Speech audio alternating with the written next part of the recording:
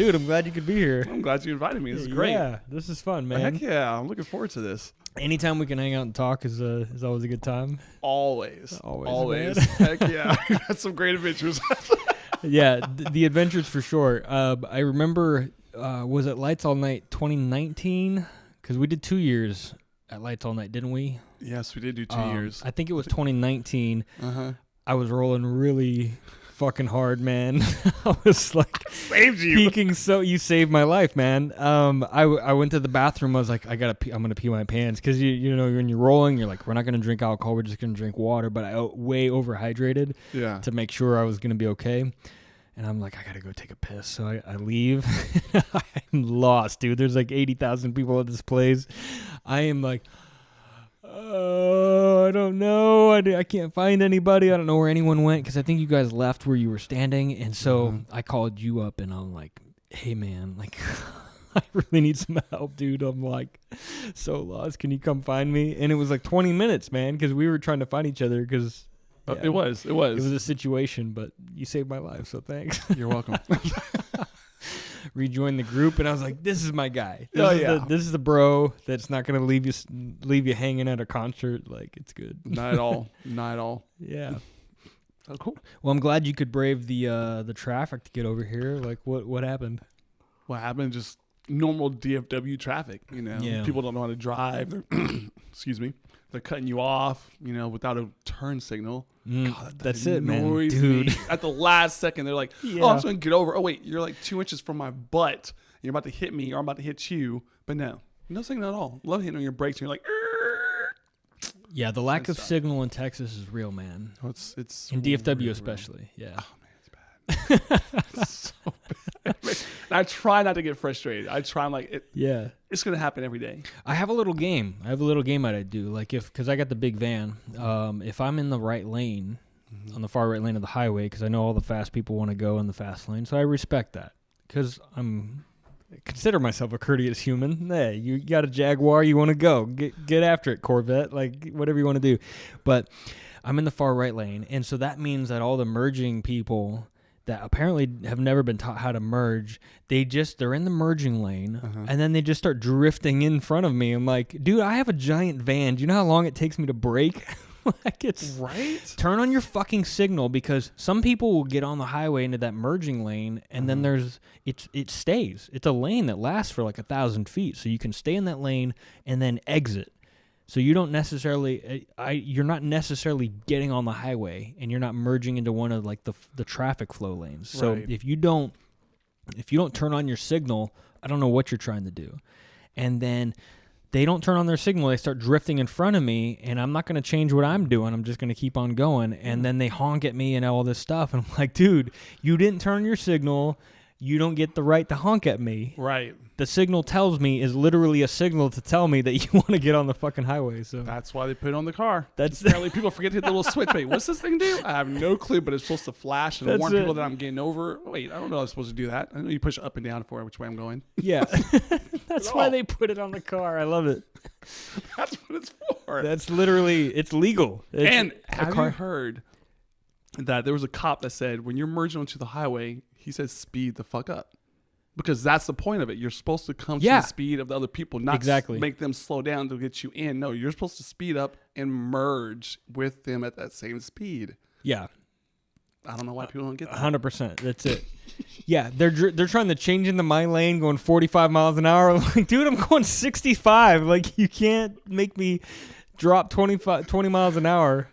Yeah. No, you can't do that. But I will say this one exception. If it's an old lady, I kind of feel bad. I'm like, okay, I understand. I mean, I know most people say, you know what? When you get to a certain age, you should do the driving test again to see if you can actually drive a vehicle. Okay. Which I understand that. I mean, if you want to put an age limit, maybe 70, that might be good. Just to see if they have their bearings and their wits down and their eyesights or just cognitive skills to be able to drive a car still. I don't know. Hey, you worked your whole life, you're at retirement, and we're going to give you the Social Security money. But before we do, there's a little test we want to have you take just to double check, and we're going to have you do this test every 5 years. Right. Maybe. I've never had a problem with elderly drivers. Uh-huh. It's mainly just been that like they're slow and everything is just slower, which isn't a bad thing. There's not a necessarily in its base function. There's nothing bad about an elderly a person driving slower. That is safer. But there's a flow that we want on this highway. Right. And don't mess up my flow, man. That's my whole thing. All these traffic laws, I don't care about all the traffic laws. My thing is I don't care how fast you're going or what you're doing. Don't mess up my flow. So if you're going to merge into my lane, you better catch up to whatever speed I'm going and go the same exact speed. Right. That's I agree with you. And if I'm gonna merge into your lane, I got to adjust to whatever speed that lane is, and I can't be so cocky and arrogant to think like, oh, the speed limit says 65, so I'm only going 65. Dude, we're all going 80. We live in Texas. The highways are big and wide. We're all going 80 miles an hour. Get with the fucking program, or move over to the slow lane, man. It's literally a state law in Texas. Slow traffic, move right. Right. You see those signs. It's a state law. This isn't. You can get a ticket for this. Cops never give a ticket for this. I wish they. Cops, please. I know some cops. I know a few of you guys. Louisville, Dallas Police, Fort Worth. I know you guys from the Marine Corps. Please write some fucking tickets for guys that are going slow in the fast lane. Please. I like that. I know my cops too. I'm gonna shout to them too. Hey, Bedford, Euless, Fort Worth. Represent. Yeah, we know some cops. Yes. Let's get all our cop friends together and be like, guys, what's the deal? Right. What are we doing? Why aren't we writing tickets for these slow ass fuckers in the fast lane? Don't know. They need it. Yeah. They need it. Yeah. What's up with this? I don't know. How do you know? How do you know police? One of my good friends from high school. That was my first run-in. He went to be a detention officer. Okay. And that's how he became, a cop he is now. So that's how I knew my next door neighbor is a cop for Fort Worth. And then I have another friend or a girl that I kind of talked to and dated back in the day. And then she became a little honey Arlington High School or Arlington Police Department person.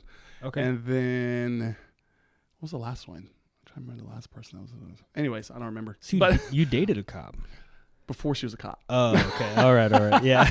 That is. Let me remember that. Before she became a cop. Yeah. She wasn't a cop at that time. But yes, we did date it for a while. That is an important distinction. It is. Yeah. Because once she became a cop, there's a different thing going on there. Right. Now, let me ask you, so cops, do they ever take you to their field sobriety test, like testing?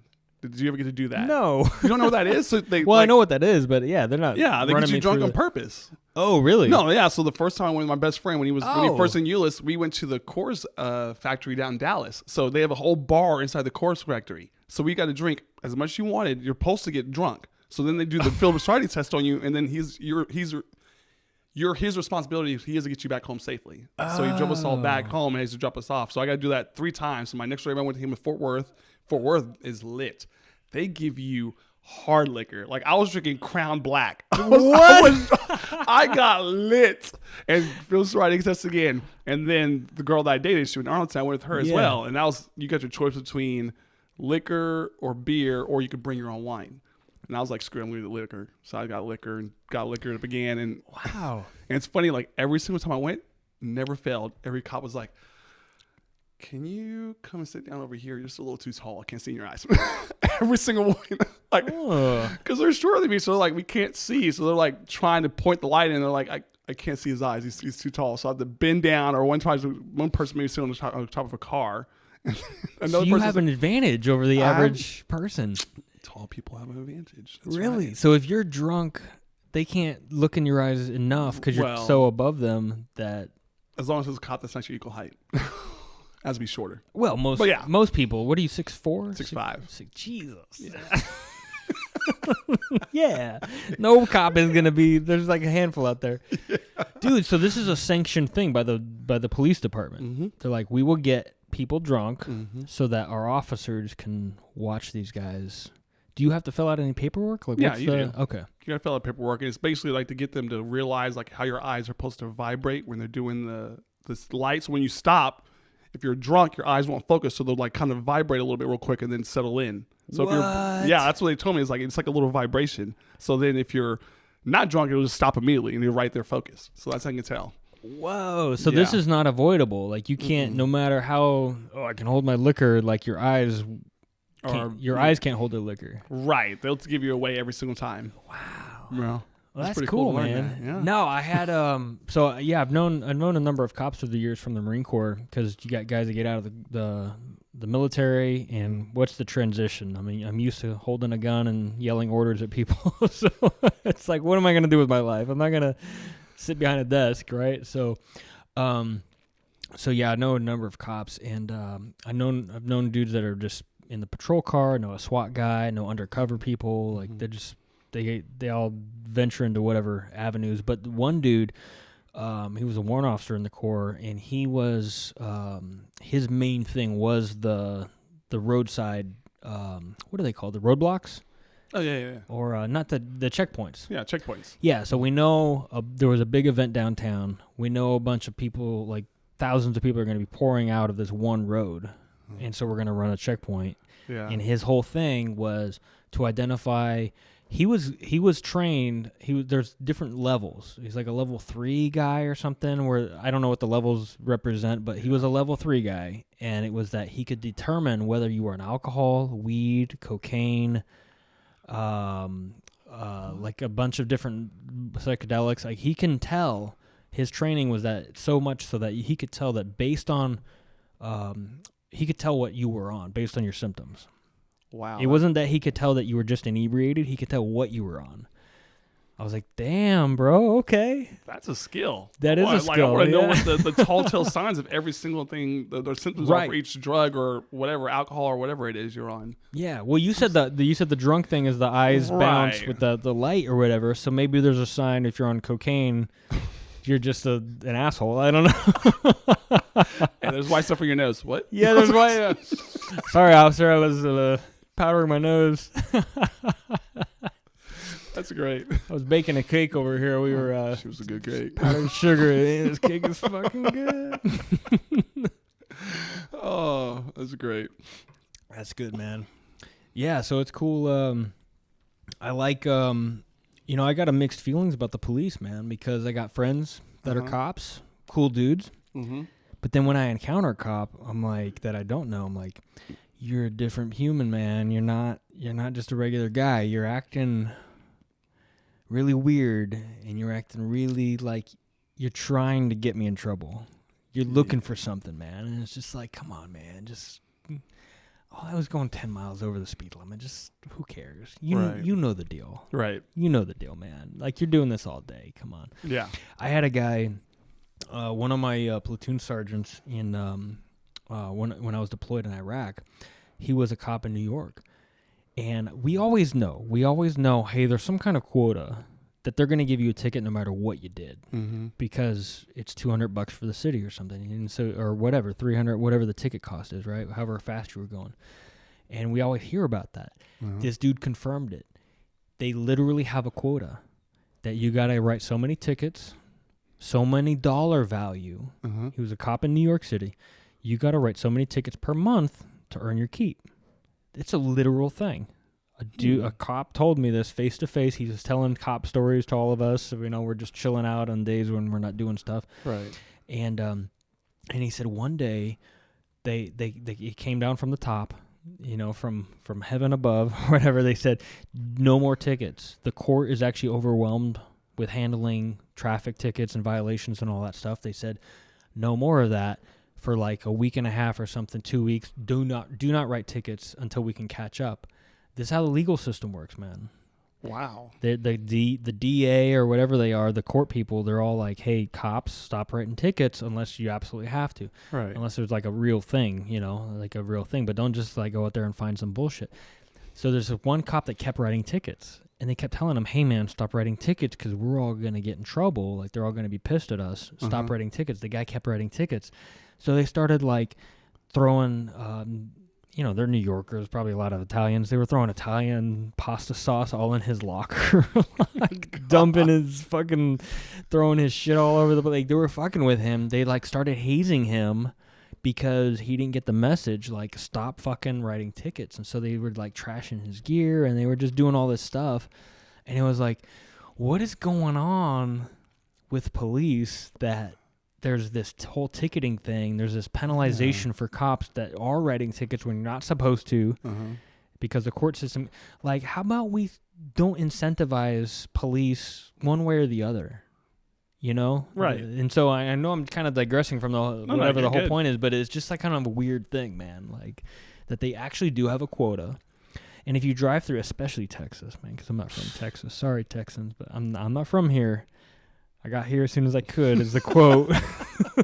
But, man, you drive through some of these old towns, these small towns, and that's it, man. 1 mile over, $300 ticket. Like, because that's how that town survives. Right. He's catching people speeding. Right. Yeah, if you go to those small ones, it's like 35 miles an hour. Yeah, definitely go 35. Don't go 40. Don't go 36. Dude, the 35 is the bad zone. That's what I say, because it goes down so quickly. You're like, it's going 60, 65, all of a sudden 35. What? How am I supposed to brake that quick? Like come on. Yeah, right exactly. after that line, too, like, dude, I got you. Yeah, you'll see that. You get off the highway and it's 75 or 80, and then the off-ramp thing is like 35. You're like, dude, I'm not slamming on my brakes. I'm driving a big-ass van. I got a kid in the back. I'm not. Yeah, for your thing, yeah, definitely with your van. There's no way. Yeah, I've had some bad times with that van, man. People just cut in front of me or just, speed changes and stuff. It's like vans, a big van, it's really hard to slow that thing down. And I really feel for, like, truck drivers and stuff because they're driving a massive fucking machine. Right. And this thing doesn't speed up or slow down. And I feel that. I already knew that from the Marine Corps because I drove a lot of big vehicles in the Marine Corps. But having the van and stuff on civilian roads, it's like you gotta understand these big machines do not slow down quickly. Isn't there a saying about a big ship, it doesn't steer, can't turn a big ship quickly? Oh, no, not at all. There's some saying like that, right? But it's like, I don't know the saying, but yes, you're right. Yeah, a ship in the ocean, like it's not, you can't slow that thing down or. What's an oil tanker? It takes, forgot how many miles it takes for it to slow down. Yeah, it's ridiculous. Yeah. It's heavy ass machinery. Yeah, with all that oil in it too. And it's like, even though it seems like it's not going fast, you still can't slow that boat down. Yeah, it's the inertia, right? It's the inertia, the mass. Go. This thing is going a speed, and the amount of force to slow a 100-ton object down is ridiculous. It is. Yeah, it really is. Dude, so I want to hear. I really have a hard time to getting this straight. So you're at Fox Sports, but they're not. There's Disney is involved or Bally. They used to be. Okay, not anymore. Walk me through the timeline because when I turn on the TV and Fox Sports is there, I'm thinking Fox News, Fox Sports, right? That's what it is. So. Which you're probably watching Channel 4. Right? Okay. So cable or internet. Cable, streaming. Cable. That's what FS1 is, which the cable one is that you're probably watching. So that's the other channel. So we wore Fox Sports, and this is probably in, was it 2018 probably when the wheels went going on, when they were going to sell us, or Rupert was going to sell us, Okay. For all the RSNs plus some other stuff like Sky News, which is overseas, the Europe stuff. That's and there's some other one, Discovery Channel, and was one more, National Geographic, I think it was, or something like that. That Rupert and all them knows from News Corp. But anyways, Disney bought us out, but they couldn't keep us because ESPN, they own them. So it was like too much for the Department of Justice, saying they had too much control over the sports world.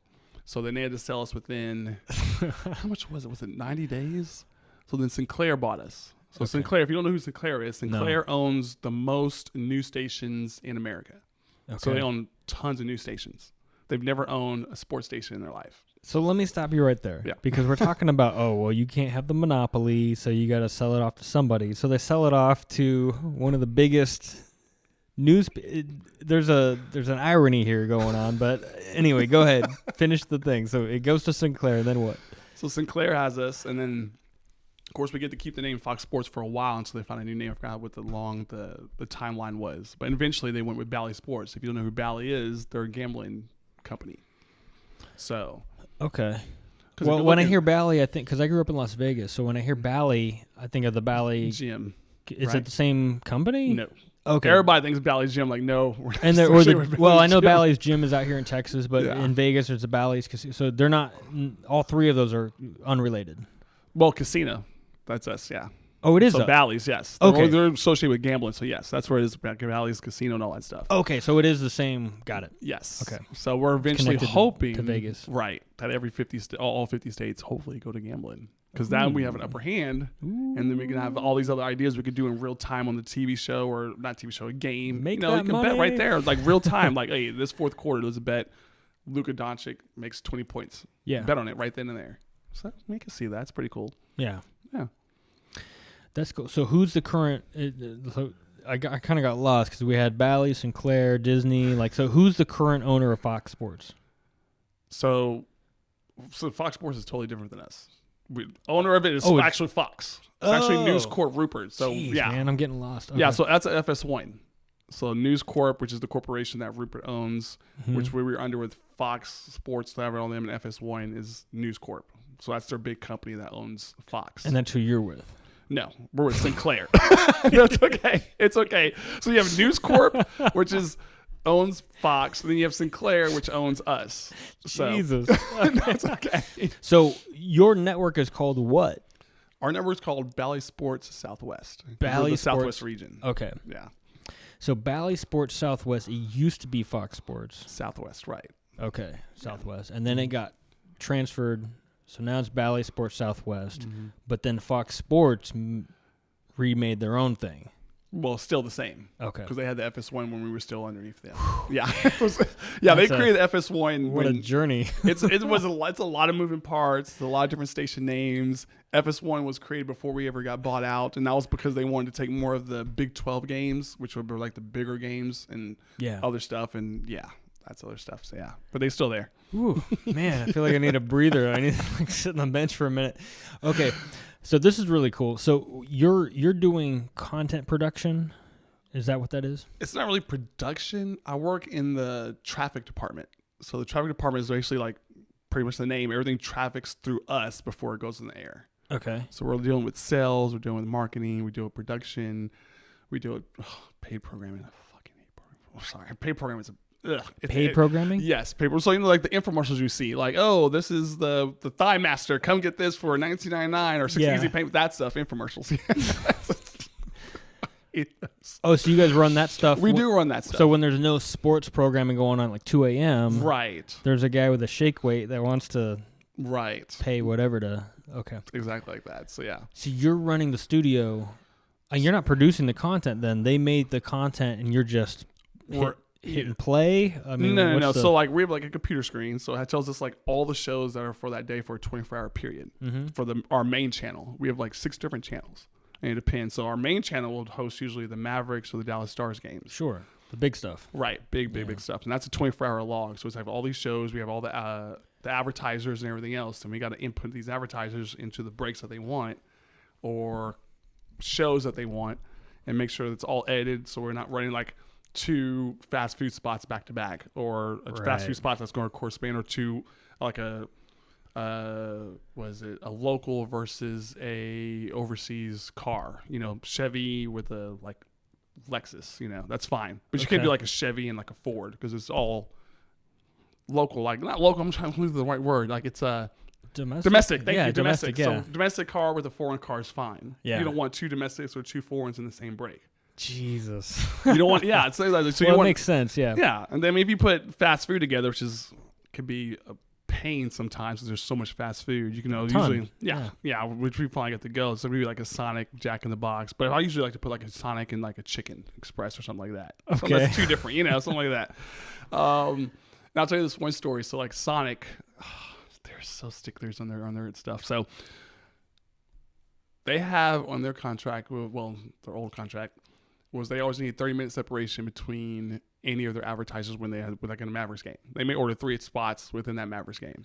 Ooh. So you got to have them within 30 minutes before the next one runs. Okay. So in our log, it kind of gives us like a figurative of how it goes and everything like that. But it's live sports. You can't control live sports. They can go fast. They can go slow. Yeah. Game went fast. That one spot ran from the second spot 29 minutes, 58 seconds. We missed it by 2 seconds and had to credit their money back. What? Yep. So for us, we made it in our own kind of little thing in our traffic department. So we're going to give them 45-minute separation, so we have a 15-minute buffer. So it's crazy. What? Yeah. It's crazy. So they got a free commercial out of the deal because of 2 seconds. Yeah. I understand that they're just kind of sticking up for the contract that they had you guys agree to, but damn, man, no consumer is going to be like, my brainwashing didn't kick in because of the 2 second, Well, even that, I mean, I understand we have like this tentative schedule and it's supposed to work, but I mean, it was what it was. It is what it is. At least we have a 15-minute buffer where we can help it, alleviate that challenge next time. So is that a penalty sort of thing? Like you get in trouble if you don't put the us, commercial in at the right time? No, not for us. No, okay. We won't get that way. Yeah. No, we might get written up, but it's not like a big write up. It's kind of just like noted, but that's it. Yeah, nothing bad. Nobody's because like, it's not nobody's losing a job over that. No, we rarely make mistakes. Like we may make a handful of mistakes a year. That's it. Oh, gotcha. So it's not very common. Let's put it you that guys way. are like the top of your game. We really are. It's funny because most regions actually go after our region, like because we have so many teams. Even though we have in our department we have so many less people than other regions. So and that's what makes it so cool because we're able to do so much with such a low staff in our department compared to other people that have way more staff than we do in that department. Wow, man. So I'm trying to get the gauge of like what your day looks like. So like on Monday at 1:00 p.m., 1300 military zone. Are you guys running off 24-hour clocks? Or we do Eastern time, so it's all like 1300, 1400. So we got to do all that and convert it and all that stuff. So yeah. Oh, you're running off Eastern time. For our logs, yes. When we have to do stuff, yes. Oh, that's annoying, man. I'm so used to it now. I can do it like that in my head. Yeah. So, yeah. Yeah, I get that. Yeah, that was always an adjustment to like adjust to different people's time zones. But okay, yeah, because you work in IT and you got people that are, excuse me, you got people like in India or something. Oh. And there's like, or London, there's like an offset of like 7 hours or 8 hours or something, and you're like, okay, that's my time, but they're in that time zone and I'm in this one. And anyway, yeah, right. It becomes a thing. Like, when is this meeting actually taking place? Like, when do I have to wake up in the morning? Like 4 a.m. Jesus. And it's like the end of that dude's workday, and it's like, geez. But Eastern was 1 hour. It's not a big deal. No, okay, so it's like, let's say, for example, Monday at 1:00, and there's a college football game on, right? Probably not on Monday, but anyway, I'm just for whatever. Yeah, for example, hypothetical, yeah. So there's a football game on. So are you like pre-loading the football game and the commercials? You already know when that's going to happen? No, so if it's a Monday log, live. Right, it's live. So if it's a Monday game and we already do that, we did that Monday log on Friday. So we work ahead. Okay. Yeah, so we put all that stuff in there. Whenever we get it nice and neat and edited, it's like it's finalized and it's sent to Atlanta so it can go in the air. So we work ahead. So like on Thursdays, we work our Friday and Saturday logs. On Friday, we work our Sunday and Monday logs, which means all the programming for those days are done. So we do all that. So we don't have to worry about stuff on the weekend. And this is only for like pre-recorded content? Like, what if the game is live? It's for live stuff too. So like the Mavericks game, if like we'll say next Monday, we'll work that Mavericks game on a Friday. So we'll have all the advertisers that the sales have already basically sold. Okay. And we'll be able to put those advertisers into the game. And we'll how do you know when the break is gonna? Well, how do you know they're gonna take a timeout? So we have a format. So the format is what the producers follow. Okay. So it'll be like, okay, this segment, which we're going to show the game that you're watching when you see them actually playing basketball, maybe like for 6.5 minutes, and then it takes a timeout. That's break one. When break one, we put those advertisers in there. You're going to see those commercials, which could be for like 1.5 to 3 minutes. And you have all those advertisers in there. After that comes out, you have the segment 2, which is you're seeing the game again after the commercials. So it could be another 7 minutes. You see basketball. But hold on a second. So you got a coach that's running a team. Mm-hmm. Is he being told when to take a timeout? Like, how does this work? Like, you got the guys on the court, they're out, or on the field or whatever. They're throwing a ball, passing a ball, or something like that, and then they like blow the whistle and like timeout. We need to go to a commercial. Like, how does that? Well, see, how does it work out? That's what I don't know. That's the producers thing. So the producers do that. I don't know if they have like an agreement with the Mavericks or how they do that. All I know is what I do is what I do. We have a format that we follow by. So all you know is they went to a timeout. Right. They go to a timeout after such minutes, and then they run a commercial. And I'm pretty sure the NBA and all of them have this pretty figured out. I don't see why they wouldn't. Yeah. Because our formats, we have tons of formats, especially for baseball. Baseball has been going for years, yeah. God, baseball has so many formats. formats because it's always like an 8:14 start or a 6:12 start or this start time. So you got to have this different format for different start times. So yeah, it's crazy. So for Mavericks, you may have a couple of formats, especially if you have like a side-by-side, which would be like you're showing in our station, then you also have a side-by-side with ESPN. Mm-hmm. So we're following those same formats for both stations. Yeah. So yeah, it's just it's kind of cool when you see about it behind the scenes, but it can be confusing if you're not actually seeing it what it's supposed to look like on the screen. Yeah. So well, I always wondered that because you're watching a game, and I have to admit I don't watch a lot of sports, hardly at all. But when I do, if I'm at a bar or like the friends are like, "Hey, come over on Sunday, the game's on," cool. Right. And they're playing a game, you know, a guy gets tackled, and then all of a sudden it goes to a commercial. Mm-hmm. And I'm always thinking in my head, like, well, what are those dudes doing right now? Like, this is a live game. They're in Cincinnati. They're in Orlando. Like, they're in some city or whatever. Hopefully those are football cities because I have no idea. Like, I think you're right. Is Cincinnati a football city? Yeah, you got the Bengals. The Bengals. Thank you. Yeah. Thank you, Cincinnati. I'm so sorry. Jeez.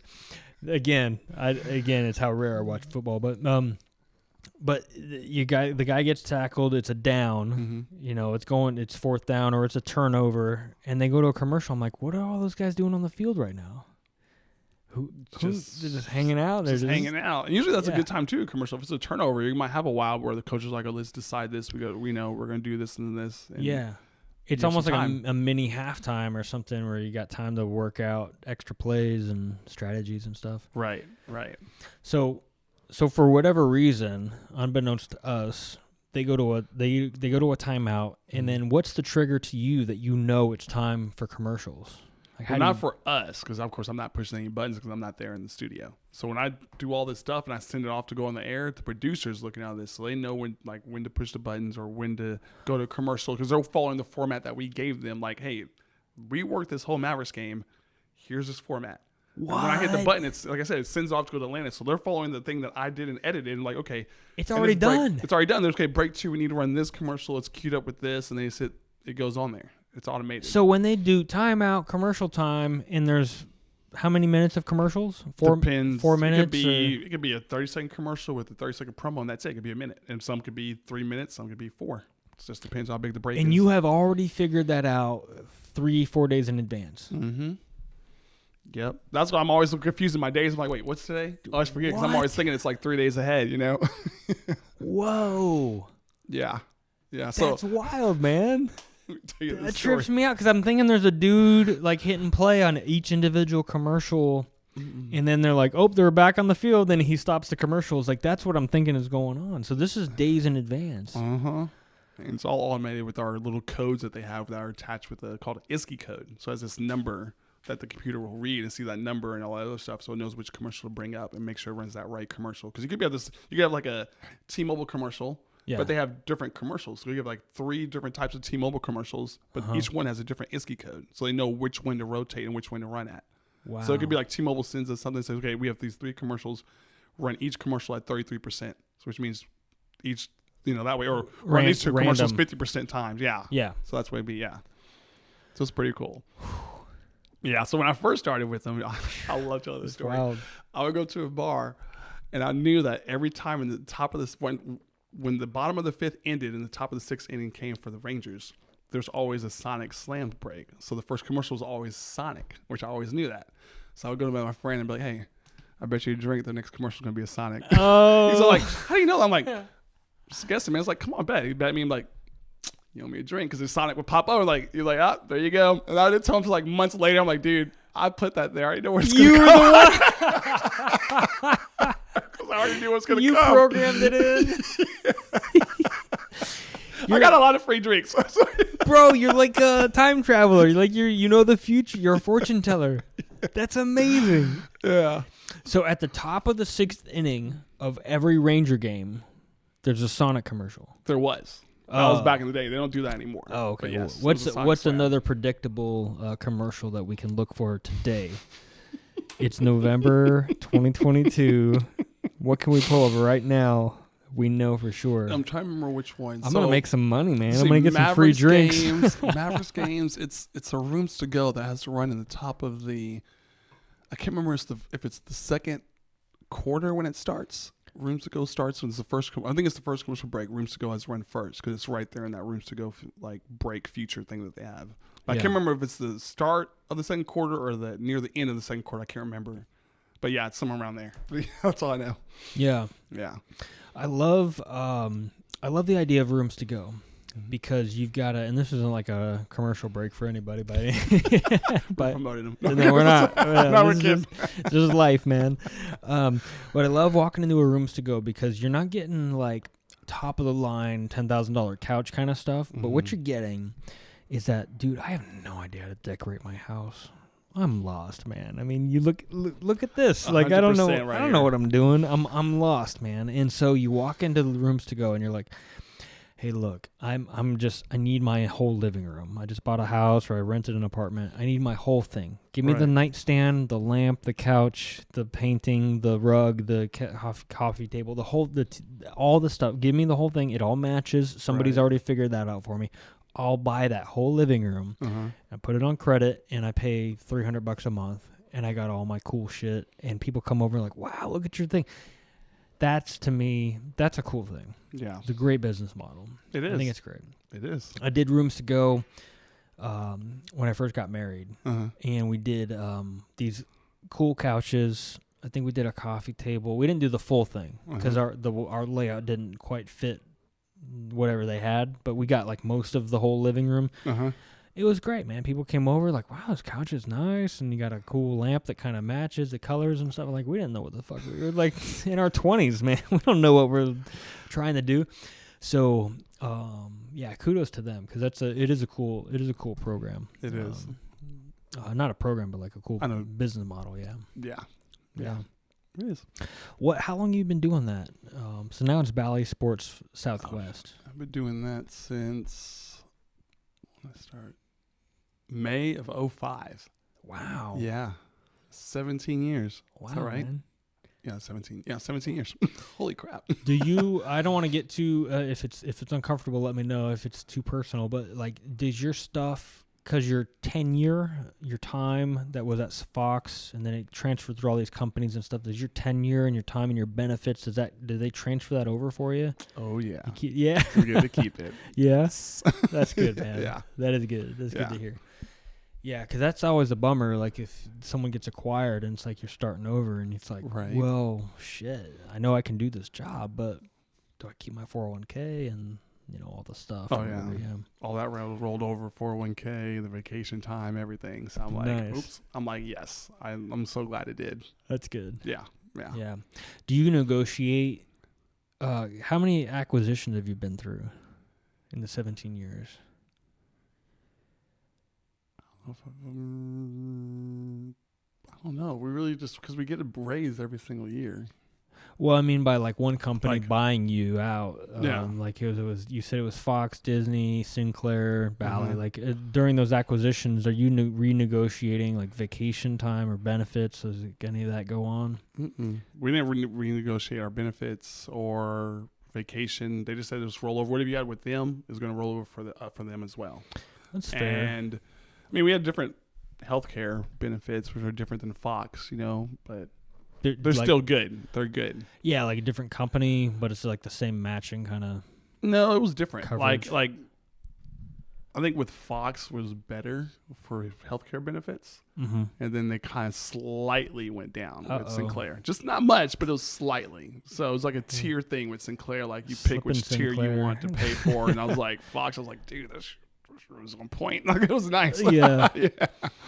Man, it's great. I mean, it's those little things. It's like when people are like, hey, we're going to pay you this X number of dollars per year. But then the healthcare is like a problem. It's just like a pain in the ass. I remember on the positive side of this, like my mom used to work for Cirque du Soleil. Oh. She worked in production in Vegas. So when it was the first Cirque du Soleil show in Vegas was Nouvelle Experience. Okay. And then they had Mystère, and then a bunch of other shows came after that, right? I think was the next one. She worked at Nouvelle Experience, so the very first Cirque show in Vegas, and she was in production with them. Their healthcare was baller, Like, because you got circus performers. Yeah. You have literal gymnasts and athletes and all that. I mean, they're getting injured all the time and stuff. So the healthcare was top notch. Yeah. 100% coverage. Oh, dang. 100% coverage. No bullshit, man. So, and I've had her talk about this before because we're doing like a little side kind of podcast for her thing. She's writing books and stuff like that. So her thing, we're doing Drinks with Mom. So, I love that. Yeah, Drinks with Mom. She's telling her story. She used to be, a drug dealer in Amsterdam. She's traveling, hitchhiking across the U.S. at 14. Like all kinds. Oh, wow. Dude, wild shit. What? Yeah, my mom is bananas. I gotta hear these stories. Dude, you gotta hear it. She's awesome. So, but she works for Cirque. She's diagnosed with breast cancer.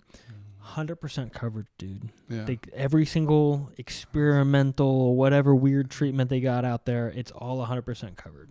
That's great. It's cool, man. I mean, I'm only a teenager at the time when this goes down, but just hearing the after stories and stuff like that, I'm like, hell yeah, Cirque. Like that's the way to go. That's the way to go, man. That's how you treat your people. So, in my mind, I'm thinking in a society where you have people on salary, having healthcare that's like way over the top good for me. I'll take a lower pay cut for that. Oh, definitely. Because it's one less thing I got to deal with. No bullshit, no copays, none of this. Like, you're not covered for this or that. Like, oh, fuck, I don't want to mess with that, man. I want all my shit covered because guess what? When I show up to work, I'm 100% there. Right. I'm not dealing with, I got a phone call from the insurance company. I'm not dealing with an email or any of that bullshit. I'm 100% engaged in my job because they've made it so that I don't have to worry about all this external stuff. Right. Because 9 times out of 10, I'm not going to be dealing with a cancer diagnosis or whatever else. I got just minor stuff. But I don't want to deal with, like, my daughter's thing wasn't covered and I got to deal with a thing. So guess what? I'm at work on company time, but guess what I'm doing? I'm looking at the email from the insurance company, and I've got to log in, and they got 2-factor authentication. And you're like, where the fuck is my thing? And I got to get the code, and it's like, there's so much fucking bullshit, man. Like, can I just log into the goddamn website? Right. I'm just trying to work here, and I got to do a thing for my kid, and it's like, fuck, dude. So companies that engage in these programs where you get a really top-tier benefit package, I think, yes, you're treating the employee really well and you're caring for them, but I think ultimately, at the end of the day, it's good for the company. Yeah. It's good for the bottom line because the employee is 100% engaged in work because they don't have bullshit at home to deal with. Right. I see that. That was my insurance rant. Well, yeah, good. Yeah. But I totally understand that because, my insurance is great. So I love it. Yeah. For everything. Vision, dental, health. Great. And I'm glad my kids don't hardly get any sick. Thank God. Thank you, kids. Thank you, kids. I don't know. You got 3 of them, right? I do. What are the ages? Oldest daughter's 19. Ooh. Son's about to be 16 on the 14th. And then the youngest one just turned 6 last Friday. Whoa. Yeah. you got a gap there, brother. Yeah, there's a little gap there. It's kind of like, oh, wait, what? But still, like, yes, I'm happy about that. So, that's cool, man. She's an amazing kid. All of them are. They're all great. They're all smart, loving, great attitudes. Yeah. I wouldn't ask for anything better. Well, you know what? They've got a great dad. Oh, thank you. Dude, every time I hang out with you, your attitude is always so upbeat, so positive. I can't imagine your kid not having a good attitude. Yeah. I try. It's good, man. I try. So. Well, that was the thing. I'm interested in your philosophy, because every time I've been around you, it's always been so positive, and I'm like, what does the upbringing look like for a person like that? Like, what does that look like, man? Upbringing. Wow, that's a good question. The upbringing was, God, it's like. With my brothers and us, I mean, it was a lot of just us, It wasn't like, I think my parents got divorced kind of young, when we were young, I should say. Of course, my dad being in baseball, he was gone all the time. So it was kind of like, we're just there with us. So it was kind of like with my brothers and them, we're always trying to be hopeful, optimistic. Life's too short. Don't be sad. If it is, don't take it too seriously. But when it's time to be serious, be serious. Yeah. And when it's not, enjoy it. Why not? You're not gonna. You only have one life. Enjoy it. And that's why I tell my kids, I'm like, hey, you can always do whatever you want, but one, enjoy your life. Seriously, like enjoy it. When it's time to be serious, yes, be serious because you need to be serious and take it, whatever issue you have, and deal with it right away if you can. And then once you get that solution for whatever that thing is, go back to having fun. Be optimistic. Be upbeat. What's the point? Everybody's going to enjoy you, be you, but don't be like a Debbie Downer or something like that. But I'm not. I don't know. I just love life. I mean, I enjoy everything. I see the joys and little things that I see. I'll smile when I see an old guy with a cane just walking. I'm like, oh, that's sweet. Even though he's maybe slow, but I'm just kind of like, to me, I'm like, that's awesome. I just see things differently in life. I mean, it's funny because I'm talking to my ex this weekend or last week when I was up there with her, and I just see this old couple and they're just like holding hands. I'm like, that's so sweet. She's like, well, like, I don't know. I just love old people. They're awesome. I was like, they're sweet. She's just like, oh my God. I'm like, it's just me. I just see the joy in little things. I love it. So yeah, life's great. There's too many things not to see, to not enjoy in this life. If you're actually looking for it. Some people don't look at it. They just go through life just, and they're like so focused. They're not. What is it called? It's like a tunnel vision. Tunnel vision. Yeah. Yes. And I'm like, I got tunnel vision, but my vision is like everywhere because I'm looking everywhere. I love to people watch, and that's why I see some of the most amazing things. You see little joys in everything. He'd be like, let me tell you this. I found the joy in this little thing. I was my part-time job. I work at the airport doing valet work. Okay. So I'm sitting there and I see these 5 little birds just come down. I'm like, look at them. And then all of a sudden it made me think of Fight Club because all of a sudden there were 2 in the middle and 3 of them were going around and just chirping. All those 2 like trying to fight. And I was kind of like, that's cool. It's a little Fight Club of birds. That's me. That's just me. I'm like, that is awesome. I love it. I don't know why I was laughing at them. I'm like, okay, birds, I see y'all. They just flew off. It was great. We're going to hash this out on the playground. It really was. I was like... Meet me after school with the swings, bitch. Get him. Chirp, chirp. Oh, but no, it just... Yeah. I mean, just life just helps you. I think when you've seen a lot of negativity growing up, it just makes you want to go the opposite way. Like, I don't want to live my life that way. I don't want to be this person. I don't want to be that person. I want to be a joyful, loving person to everybody. It's amazing, man. I think about people like that. I think a lot about environmental conditioning versus genetic predisposition. Mm-hmm. So a person is handed down by their parents a genetic what's the word, like a mutation. Okay. Right? And so then they're highly prone to getting some kind of disease, or astigmatism or whatever, right? Yeah. Or a more advanced musculature, whatever, right? The different brown hair, red eyes, like that shit is genetic. Yes. There's no denying that, right? But then environmental conditioning. It's like, I talked about this on the podcast with somebody else recently, but it was about, you got 2 twins, 2 brothers, and you got one. They both go through the same exact experience, and we'll use some kind of extreme thing that you'll see on like an NBC made-for-family movie, right? Like dad is abusive or something, and the mom takes him away or whatever, right? Yeah. But it's like, why does one of those identical twins, same exact genetics, same exact DNA, why does one of them become an overachiever, a positive person, a happy, joyful, whatever? Because just exactly what you said, they don't want to replicate that experience. They want to become somebody that's going to be, the opposite of that. Right. And they want to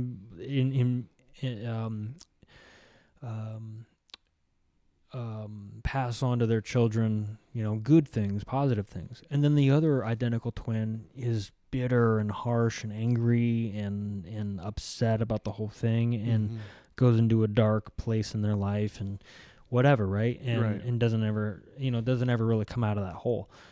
They're identical twins. Genetically, they're identical. And environmentally, they've essentially gone through the same exact experience. Right. Well, how does one become one and one does become the other? So when I see a person like you, I'm like, it's not even just that you made this conscious and I'm not taking away anything from you, but when I see someone like you, like you're talking about, like maybe a difficult past or negative past or something, and you want to be positive and pass this great stuff on to your kids, and everything's positive and happy. When I see that, I see there's more than just what a determination you made. I almost see it as something as like you're lucky. Like you're one of these lucky ones that even though there was something really difficult and negative in childhood, to make that determination, it almost seems like just pure luck that you were able to make that determination, right? Yeah. You can see the luck. Yeah. There's luck and choice, I think, as well. Choice for sure. Choice. I'm not taking away the choice. No, yeah, definitely. Yeah. But yeah, lucky, choice, just... Yeah, you see that example, you see the stuff that happens, and you're like, no, that's not going to be me. I don't want that in my life. And you choose to go the opposite way and make it better. You work at it. It does. Don't get me wrong, it takes work. It takes a lot of work because there could be some dark days, and you just got to battle those demons and be like, nope, you're not going to get me. I'm going to be good. I'm going to keep going. I'm going to keep going. I'm going to keep trying to do the right thing. And that's what's so difficult, excuse me, is trying to do that right thing too. Even though you know you're doing the right thing and people see it, they're like, why? I'm like, why not? Because I've had people ask me that, why do you always do the right thing? Why not? I could be pissed off and mad, but is that really going to solve anything?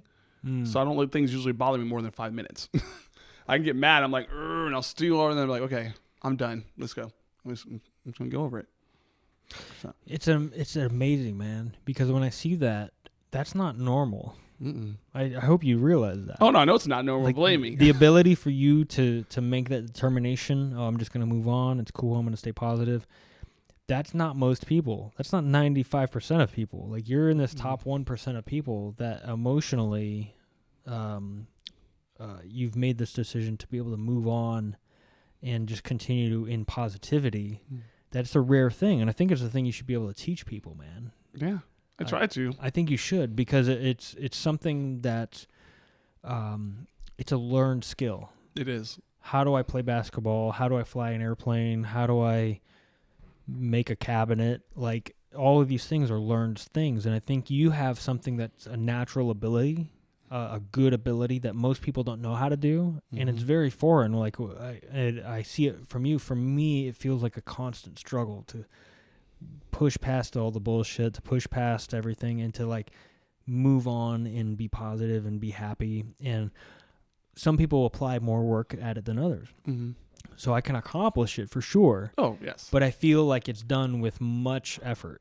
And for you, it's like effortless, man. It's just like, dude, this dude's always on top, man. And it's not a fake thing. It's like a real tangible thing. And I see it and I feel the energy, and it's good stuff, man. So anyway, I don't know where I'm going with it, but I just feel like it's a cool thing. And I feel like it's something that shouldn't be just utilized for yourself, but maybe shared with people in general. Yeah. Yeah, I try to. So yeah, I try to rub off on people. Let's put it that way. I mean, yeah, I try. I just remember like this little story when I was dating my youngest daughter's mom at the time, and her family saw a change in her when she was dating me.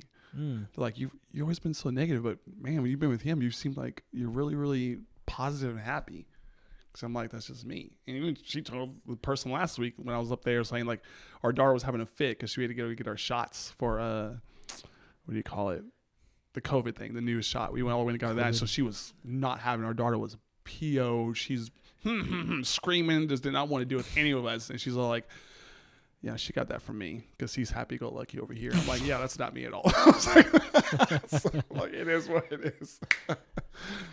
But yeah, kids and shots is kind of weird because it's like, it's just a shot, man. I mean, they don't know. They can be over in 10 seconds. Yeah. No, I was the same way as my daughter when I got my shot. You got to pry me through the chair. Like, I'm holding on to this like the Hulk, and you're going to have to pull me from the chair. Oh, yeah. My parents were like, I would remember that. My dad was literally pulling my legs. I'm holding on to the chair like, nope, you ain't getting me in that room. Not at all. I do not like shots at all. What is it about shots? I don't know. I just don't like. I know it's the smallest little needle too. It's so small, and I don't know why I'm so scared of this little thing that feels like a little pinch. Yeah, but I am definitely afraid of shots. It's hilarious. It's just like I don't know. What if? All right, let me give you a choice. Okay. I used to play this game with some people, or I always like to play this game. A 1,200-pound grizzly bear is running at you at 30 miles an hour. and it's a grizzly bear mama, and she knows that you looked at her cubs, and she's coming after you. Okay. You got to deal with that or get your COVID booster shot. I'm going to get my COVID booster shot. I'll take that pinch. They'd be like, just do it. Just tell me when it's done. That's with my eyes closed. And that's what I did when I was up there. I was like, just tell me when it's done. I'm like, it's done? Okay, I'm good. I love a little game like that. All right, let's go on a little bit further. You have a polar bear that's been mutated with some vampire genes, some vampire DNA. Okay. Or, and you got to deal with that, and you're on an iceberg alone with this polar bear, and you have a stick, a torch, a torch with fire. You got to deal with that. Or an alien is going to take you up to its spaceship, and you know it's going to do some stuff to you. Which one? You don't know what, but it's going to do some stuff to you. Which one do you do? Now with the polar, hold on, with the polar bear, I already know. With the polar bear thing, rescue is coming in 15 minutes. The alien thing, no rescue's coming. What do you do? Oh man, that's a hard one. Because you're like, okay, the polar bear has vampire genes in it. So if he bit me, do I turn to a vampire if I survive? Who knows, man? But then I'm also thinking about like people that say they've been abducted by aliens. They're like, they did experiments on me, but they're fine, and they don't remember it and all that other stuff. So I'm like, maybe. That's a hard one. 15 minutes. It's like I can't jump in the water because he's still gonna get me. So and it's freezing. Yeah, those bitches can swim. Hypothermia. I'm gonna die. So I wonder if do I put it out of my mind and just go for the aliens because maybe I don't remember. Because then they're gonna wipe my brain anyway. So maybe. But at least I would know there's life out there in the solar system besides us. So maybe I'll go with the aliens. I don't know if I can survive 15 minutes in a small iceberg with the polar bear. I think the fire's not going to do enough. You don't think so? I don't think so. I think it's just going to smack that thing out of my hand. Maybe. I think animals in general are scared of fire. Yeah. I think in general. But if he's hungry enough and he's a vampire or vampire genes, that fire ain't going to do nothing. I'm sorry. That's true. That's true. Yeah. Yeah. Well, we don't know if it's day or night. Maybe those vampire genes are... If it's day, I'm good because he's going to burn up. Maybe it doesn't do well in the daytime. Maybe it's... maybe it's having a bad day. Maybe. I don't know. Oh, man. Oh. All right. I got to pee. We're... Go use the bathroom. I'm a few drinks in. We'll do cigars here in a second. Let's pause this thing. Cool. All right. We're back, baby. Oh, yeah. Well, I love that we can always just take breaks. It's always good. You can do that. It's like a little commercial break. Yeah. Yes. Did you program our break a few days ago? Sure did. It was like, this is brought to you by Old Fashioned. Old Fashioned, delicious, earthy, molasses, caramely, but you're going to pee pretty soon. It's damn good, though. It's damn good, yeah. Well, I got a friend of mine, Jack. He's in Bend here, too, working on the engineering stuff. Shout out to Ben. Thanks, man. But a friend of ours, he's the cigar guy. Okay. And so I said, hey, man, I'm doing the podcast. You know that. Want to do some cigars. What's a good starter? So he said Ashton. So starting with Ashton's, he said go with the white and gold label because they have the VSGs that are like the darker label, darker tobacco. Mm-hmm. This is the lighter one, a little sweeter, a little lighter. It's a great starter kind of deal because I'm not a common cigar guy. No. But it's nice to have a little drink, a little cigar. So, right. Yeah. I've done that a couple of cigars in my life before, so especially in Florida. So yeah. Yeah. So I'll chop these up and see what we can get out of it. We are going to need an ashtray. So right. Yeah. I mean, we can't use the table. Be like, hey, what's up? Hey, Ben, would you mind above the dishes there, the cabinet? There's you don't have to pause it. You can just leave it on me. I'll keep talking. And right above the dishes there, the cabinet. There's these little white bowls. We'll use those as It's like ashtray. It's like an ashtray. Yeah. Yeah, Man. I had some good ones in Florida. They were really good. Yeah. Yeah, they're creme brulee. Get a couple of those if you don't mind. Creme Then we brulee. each have our own little. That sounds good too. Yeah, creme brulee, dude. Knock that sugar off. Yeah. So one of my best cigar experiences. I was in Puerto Vallarta with my sister and my mom, my ex-wife my wife at the time, and then my daughter. And she was only like 1 or 2 or something. And so my sister and I are like, hey man, we want to go out and have a good time. And so we go to we go out in the town. I see this poster on one of like a street pole or something, and they're like, MMA fight tonight at the thing or something. And my sister and I were like, fuck yeah, let's go check that out. Like an MMA fight in the middle of Mexico, like just random. Can we imagine? So we get, for like $30, we get ringside seats. We're at the edge of the fence. Like my feet are up. I'm reclined. My feet are up against the railing that's like a foot away from the actual fence of the octagon or whatever shape they're doing. And I go to the bathroom, and you got the bar, not the bar guy, but the bathroom guy, the bathroom attendant that's got the cologne and the gum and the mints and the whole thing. Good, right? He's got the Cohibas, and I've had Cohibas before, and I'm not always a fan, but he had one that was so sweet and delicious. $25 Cohiba bought from the bathroom, and I'm sitting there in at the fight in the MMA thing. I'm like, yeah, I'm like at the edge of the ring. I feel like this like big shot guy. Yeah, right. Just hamming it up. My sister and I had a great night. It was a fun night, but anyway, it was always a great night when they're just random. You know, you weren't expecting it. You know. Yeah. Oh, here you go. This is yours. Grazie. Thank you. Yeah. Here, I'll get you. I'll get you going here. Oh yeah, let me get that. Yep. Yeah, I think you got it. Oh yeah, that's a good one. We're good. Let me get this other one. There we go. So your dad, you mentioned this earlier. You said your dad played baseball. Mm-hmm. What did he do?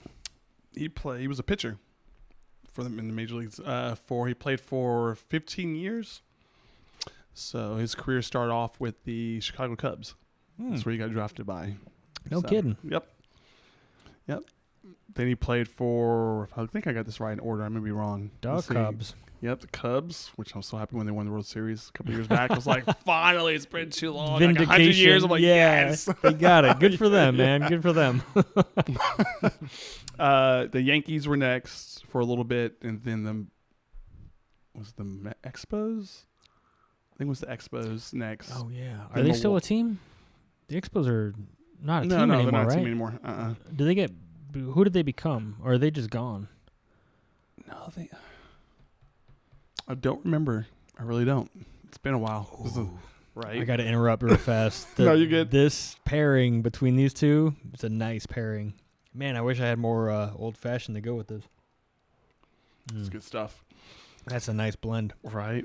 What was it? The Brewers, the Cardinals, the Athletics.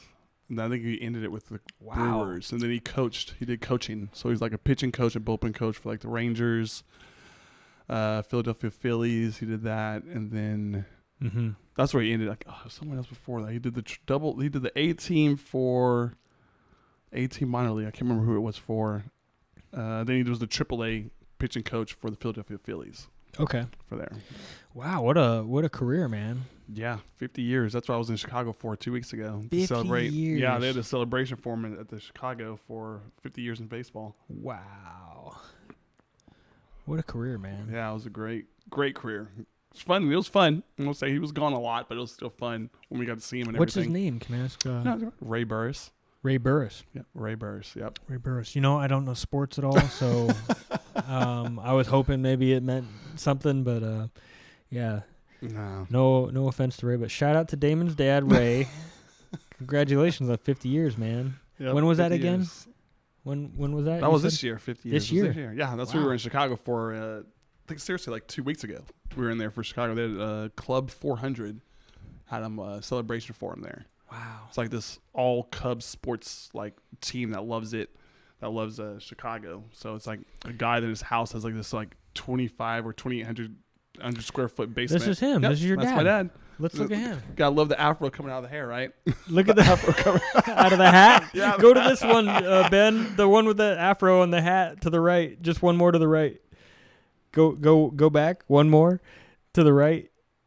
To the right. That one. That's the one. That's That's the one, him, man. Yeah, with his afro coming out. Look at that. I love it. What year do you think that is? That's probably maybe after he got with the Cubs, or maybe in between there, between the Cubs. What and, logo is that? Is that the Expos? That's Expos. Yep. Okay. Yep. Boy. Montreal Expos. What year do you think that is?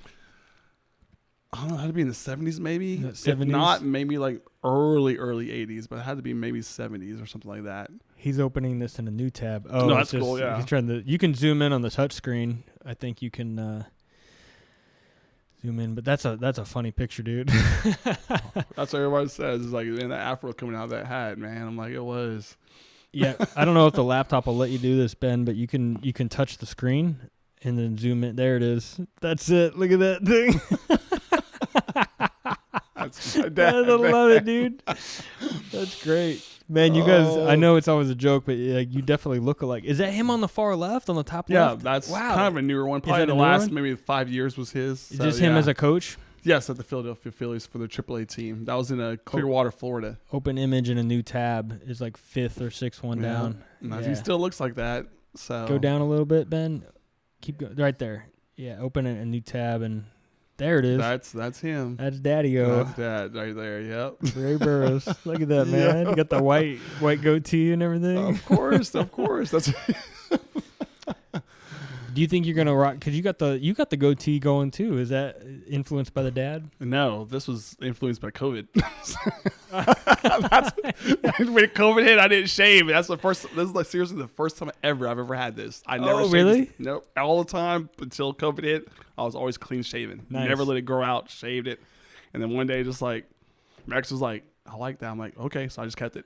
So, yeah. Nice. What influence women have over us guys when they're like, "Oh, I like that." Like, "Oh, I'm gonna keep it." Yeah, man. Yeah. Well, I got out of the Marine Corps in 2016, and I basically just started my journey on for how many years did I have to have a clean shaven face? Yeah. And I'd always have a mix. I'd always have a mix of weeks where I just didn't get my time organized. I didn't go get a haircut, or I didn't have the money to go get a haircut. So you just do a barracks cut, and you just have your own clippers at home, so you shave your head. So I was always a shaved head, clean-shaven guy, and I always looked like every girl I was dating was always like, "Oh, you always look like you're angry or something." And I know you're not angry, but you always just look like you're angry, and or a skinhead or something. I just because I'm cheap and I don't have a fucking money for a barber, and I ran out of time on Saturday night, and you're supposed to get a haircut on Sunday, and I don't have money, and blah blah blah. So get out of the military, and I'm like, all right, it's on, man. It's on. Let's get some longer hair going. Let's get the goatee and the beard and just experiment. So Yeah, it's you fun. got to experiment. It's great. Yeah. I like it. It's nice, man. How? Good. So since 2019 you had that? Yeah.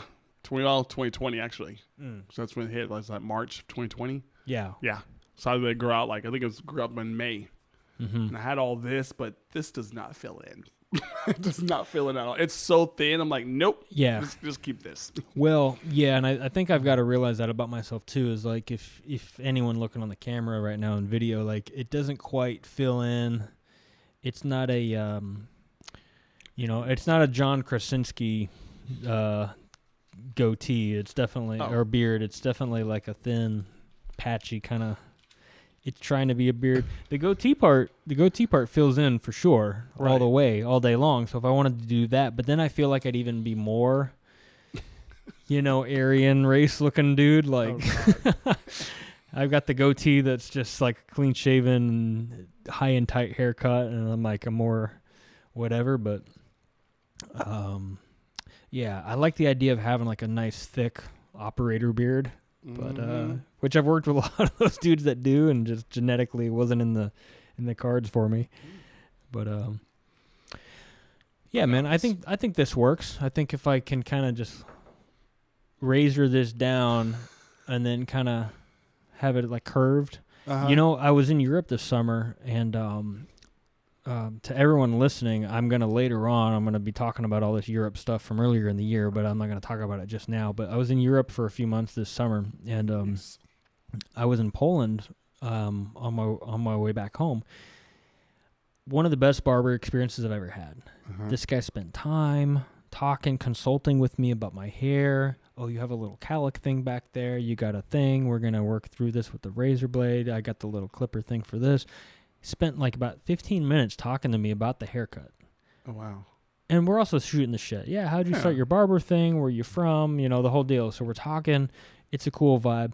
And then he's like, oh, we can do something with your beard. And I was like, oh, really? Because I was just going to have you shave it off. Like, I had been out, you know, in the sticks for a while. I had a real mountain man beard. It was just all a mess. And he's like, oh, we can do this.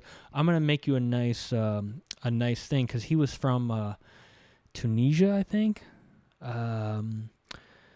Algeria. I hate that I forget where he's from. He was like from Northern Africa. Okay. And so it's one of these things where it's like an Arab African beard thing. And so he did this beard dye. And so because my beard comes out much lighter than my hair on the top of my head, he did this thing where he dyed my beard. So he did this thing with a straight edge razor, get it perfectly lined up. Like you see in those Arab pictures, like an Arab prince or something, and then you got this beard that's like perfectly meticulously groomed. Yeah. That's what he did for me. And he did this thing where he dyed the beard, and he put this toner, is what he called it, a toner, and he dyed it black. And it brought my beard out way more than it was before. And so when I came back from Europe to the U.S., I had this badass looking beard, man. I looked like fucking just came off a magazine cover or something. I was like, fuck, dude, I feel so like a gentleman, you know, like a nice man beard. It looked really clean. Like a Kingsman. A Kingsman, yeah, just like a royal somebody or other.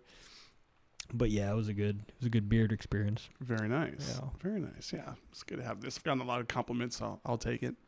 Yeah, you look great with the goatee. Looks good, man. Thank you. Yeah. Thank you. I try, you know.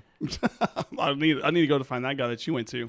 Dude, I got him in my Google reviews. Because I gave him a 5-star. I was like, this is top notch 5. If there's a 5-star, this is the guy's 5-star. Gotcha. I mean, he did it up. He was great. Great haircut too. He knew how to do the fade. I love a good fade. Sorry. That's it, man. Love a good fade. Or the little high top I had in high school. Yeah. What did you do? The kid and play? No, I didn't have it that tall. Okay. No. Okay. It was like a faded high top. Mm-hmm. So it kind of goes up and slopes up a little bit and then comes up top. But it wasn't probably like that tall. Yeah. It wasn't tall like kids. No, not even close to that. Or play, whichever one of their names is. I always get them confused. But yeah. Not that high. Of course, everybody wanted that hairstyle then. But then, once you got into the basketball scene in high school, all of us shaved our heads like this. And it's been like this ever since. Basketball season. Mm-hmm. Why does basketball season make you shave the head? We all just wanted to be teammates. And all the whole team shaved it like this. Oh, so we were just like, hey, we stick together. We do it. Yeah. Yeah. White and black teammates alike? Oh, yeah. They all shaved their head? All shaved like this, yeah. That's cool. It was fun. Yeah. It was a lot of fun, yeah. That's good. Yeah, I didn't really play sports in high school. Mm-hmm. It was more of like a junior high and younger kind of thing. Once I got into high school, I got involved in music. Music was like a big thing. Played guitar, bass, piano, drums. Drums was my first thing, I think. Okay. And it was just like a chance for me to express what was going on inside, you know. What was going on inside? A lot of anger or something? Or just how to get it out? Yeah, well, it wasn't, it was anger for sure, mm-hmm. but I think it was a mix of, I didn't know what it was, right? I'm 13, 14, and then 15. I didn't know what was going on inside. I just knew there was a lot of emotion, mm-hmm. and how do you get that shit out of there, Yeah. man? I don't know how. No one's giving me the tools to express this, so it's like inside, and it's not going anywhere. Yeah. I got to get it out. Yeah. So, I just connected with the right group of people, and I was on a drum kit as often as I could be. I was playing a guitar as often as I could be, and I was just jamming. I remember this. I was thinking about this the other day. I think I was 16 or 17. I was playing guitar, and I was on the trunk of my car in the driveway playing my acoustic guitar, and I was just having like a real emotional kid emo moment, like, and I'm just wailing on the guitar, and I'm like, wah, wah, wah, and I'm just wailing. I'm singing really loud, and I can't sing for shit anyway, but I can hold a tune. But at 16, I'm just dumping out all these emotions and stuff, and I don't even realize like where I'm at. I'm in my neighborhood. My mom. What is that? What is he doing? Who's this guy? I was seeing this guy. He's dancing. He's dancing at like a music fair or something. Ben is showing some weird bald guy shirtless dancing at an EDM show. He's crazy. Guy is that bald guy. I've seen that clip before. Oh, you have you? Mm-hmm. Oh, my shit went out. Let me get a. So did mine. Yeah, that's weird. Like, it keeps going out. I don't know why it keeps going out. Usually when you get it started, it doesn't go out. Yeah. It's not like incense where it just keeps going no matter which angle you have it at. Ashton, you need to make some more incense. Oh, what the hell was that? Did you catch that on camera? That was crazy. Did you see that, Ben? He lit the match and this like torch fireball like flew away from him. Yeah, I got to get the blowtorch, man. I'm sorry. But even still, once we get it lit, it should be going. Let me grab that once you're done. Oh, there we go. So I'm wheeling on the trunk of the hood of the trunk of the car. Uh-huh. La, la, la, la. And I only know like 8 chords in my life, you know? I'm just playing the same shit. And my mom comes out and like, what the fuck are you doing? And I was like, what? And she's like, we can hear you from my bedroom, which is like on the 2nd floor of the back of the house. I'm like, I can hear you like full volume. Like, why are you screaming? And so it like dawns on me like the whole neighborhood can hear like my emo fucking emotional crying moment. Like, so now like having this vision of you, like you were walking out for school the next day and I was like coming out, you're like looking at you going, what? Yeah, it's him. That's the one I was singing last night right there. Yep. Just keep walking. Ignore it. Don't make eye contact. Yeah. Oh shit, this just went out. No, that's cool that you're in music. That's really cool. Do you think you got into sports because of your dad? Because you are in sports. You're working for a sports network. You're doing kind of like a technical thing, but you're in sports. So you think that's a dad influence? I would say a little bit. I mean, because like when we first started playing sports, we weren't with our dad. We were living with our mom because they were already divorced at that time. So me and my brother in elementary school, our first love was soccer. Like we started off playing soccer, which still love to this day. Like I love soccer to a passion. That's probably why I like Ted Lasso so much. But yeah, I love it's a good show. Oh, it's such a good show. Yeah.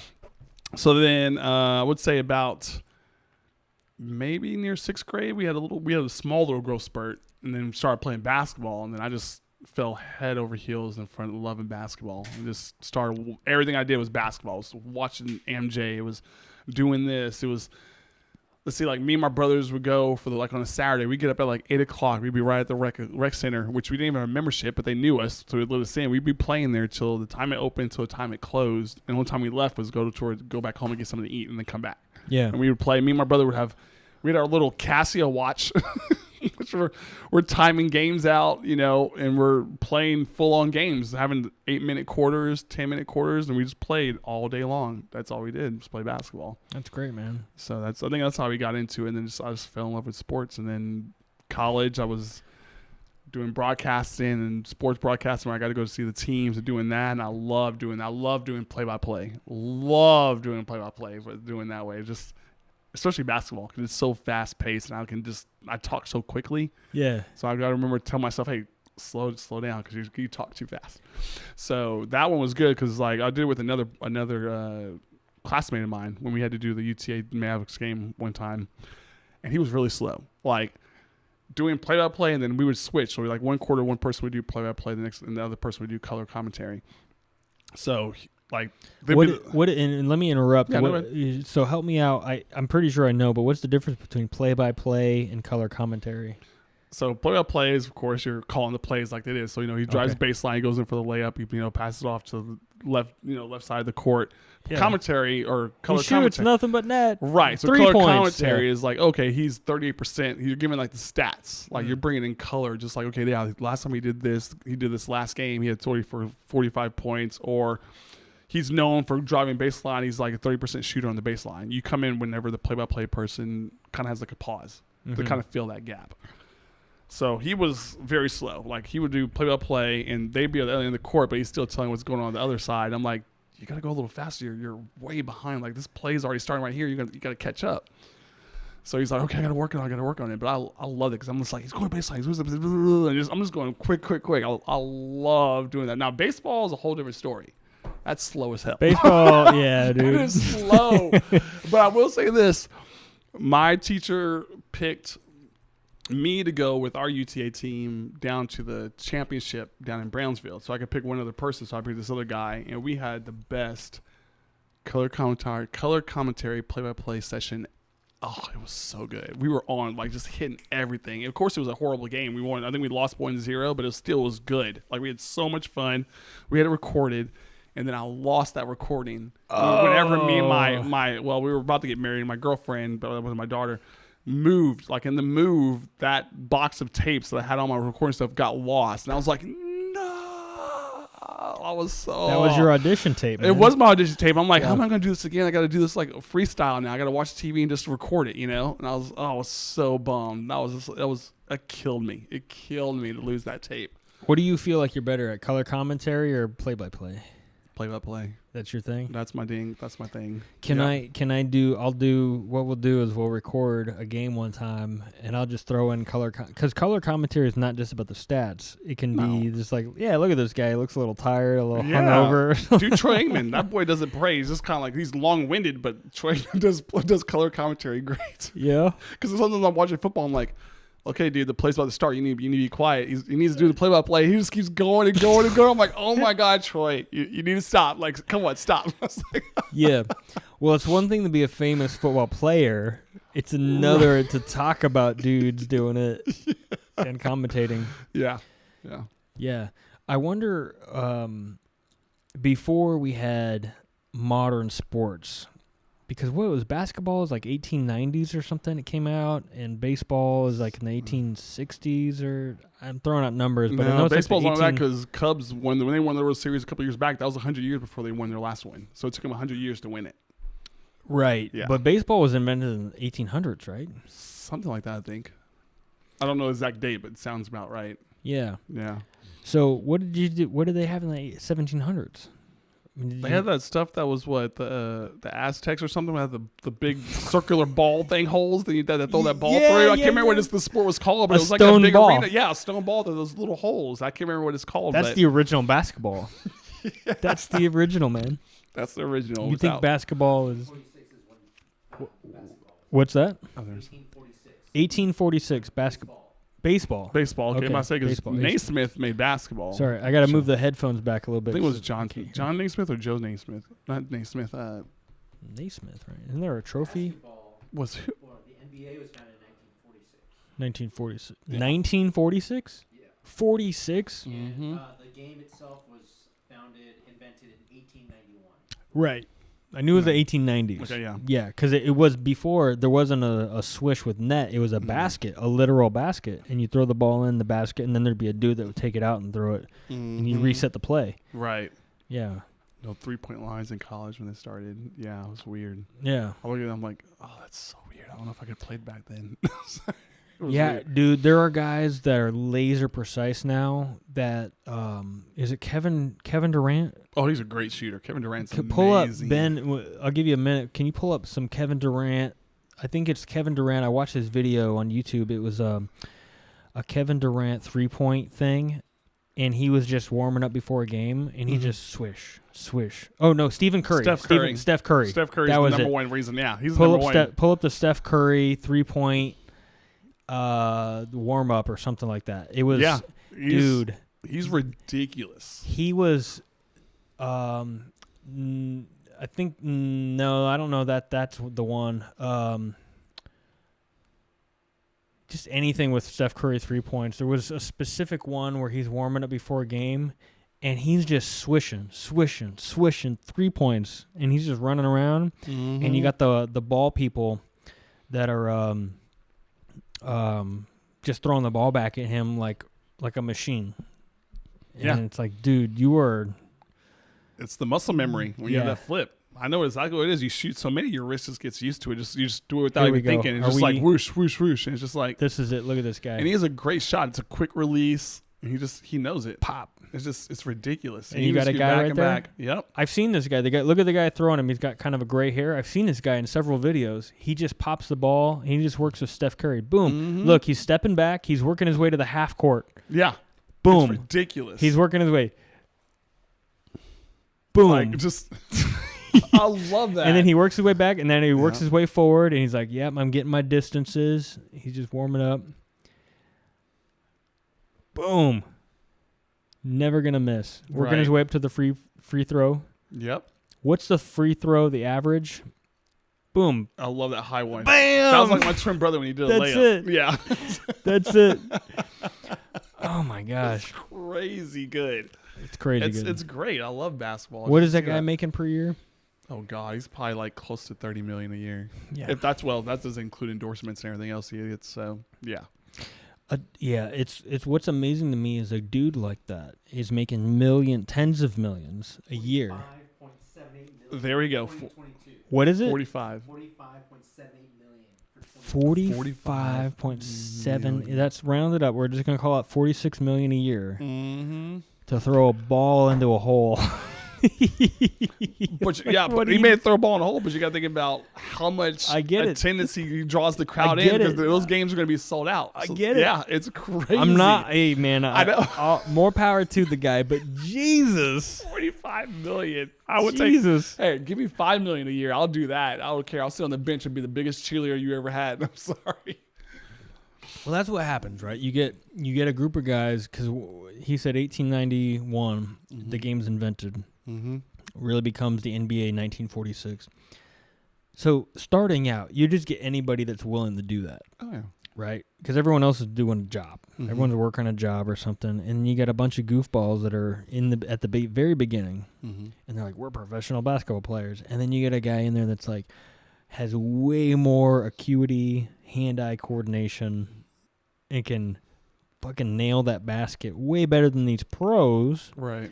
And you're like, wait a minute, there's somebody that's genetically predispositioned to gauging the physics, the trajectory of the weight of this ball with the air, the velocity, the distance, the size of the hole, the backboard, all that shit, right? Well, he's better. We're gonna pay him $100,000 a year.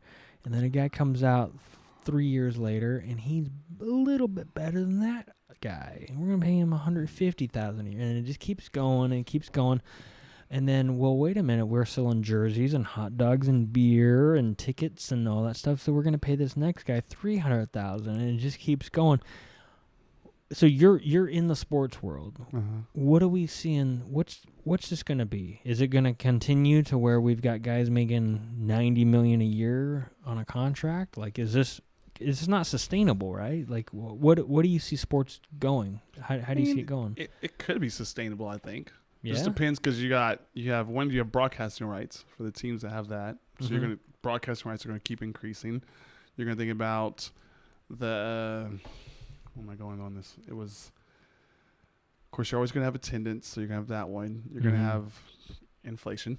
So I think teams are going to keep getting on that way, because you can think about Jerry when he bought the Cowboys for like several $100 million, not even $100 million, it was like several $1 million. I'd say it was pennies. Now he's worth what, $2-3 billion for that franchise? Probably even more than that, I think. Of course, jerseys, advertising. You have, arenas are probably going to get bigger. They have to if you're going to make that kind of money. You can see it just keeps gradually going up and up and up, and it's ridiculous. And one of it's mainly it's broadcast rights. Broadcast rights keeps going up like crazy. Is that a big revenue driver, you think? Yeah. Oh yeah, NBA they have a contract of how much they get for the broadcast. So people are commercials, advertising, commercials, all that stuff. And I think someone just signed a huge contract. I think it might have been somewhere in college football, if I'm not mistaken. With who was it? It was someone, I don't remember who it is, but I just saw that like a couple of days ago, where their broadcast rights were ridiculous. I think it was like $900 million or something like that. So it's ridiculous. For how much time? Things like 10 years or something like that. So it's over a long period of time, but still it's a lot of money. But so next time when they renew that, it's going to even be higher, because inflation, all that sort of stuff, advertising dollars are going to be higher. It's just going to keep going up. But it's locked in, right? 90 million for 10 years? Or Right, I'm sorry, 900 900 million. Yeah, so basically, 9 million a year, basically.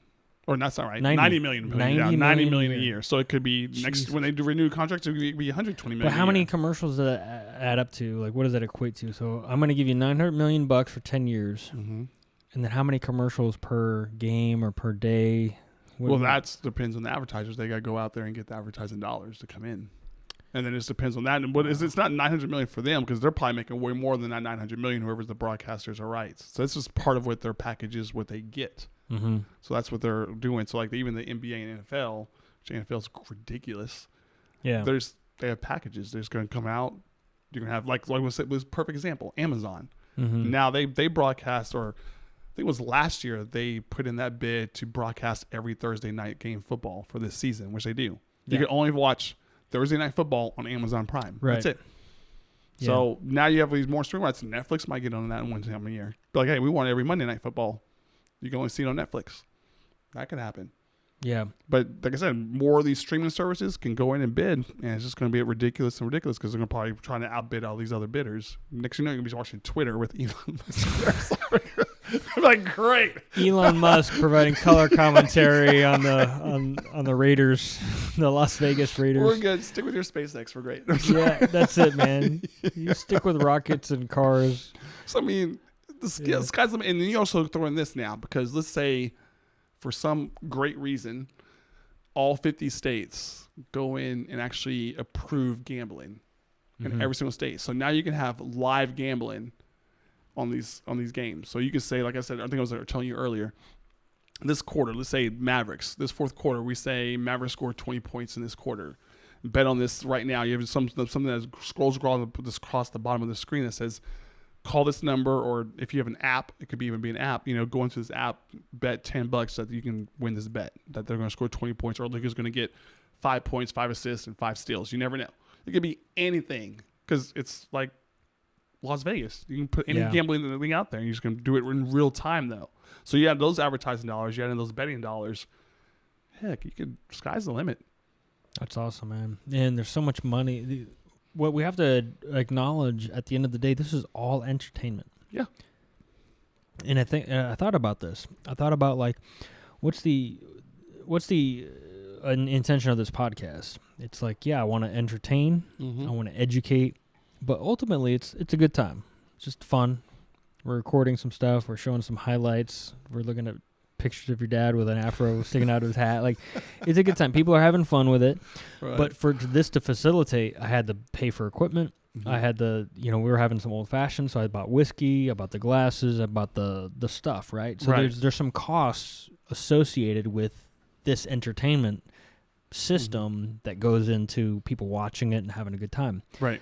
This is a skeleton crew compared to like what an NFL game looks like, or an NBA game, or even a college football game, or a basketball or whatever, right? Baseball. Like the amount of money that goes into paying and setting up the structure for entertainment. Mm-hmm. So when I think about society, and it's like, why is entertainment so much of a driver for who we are as a people?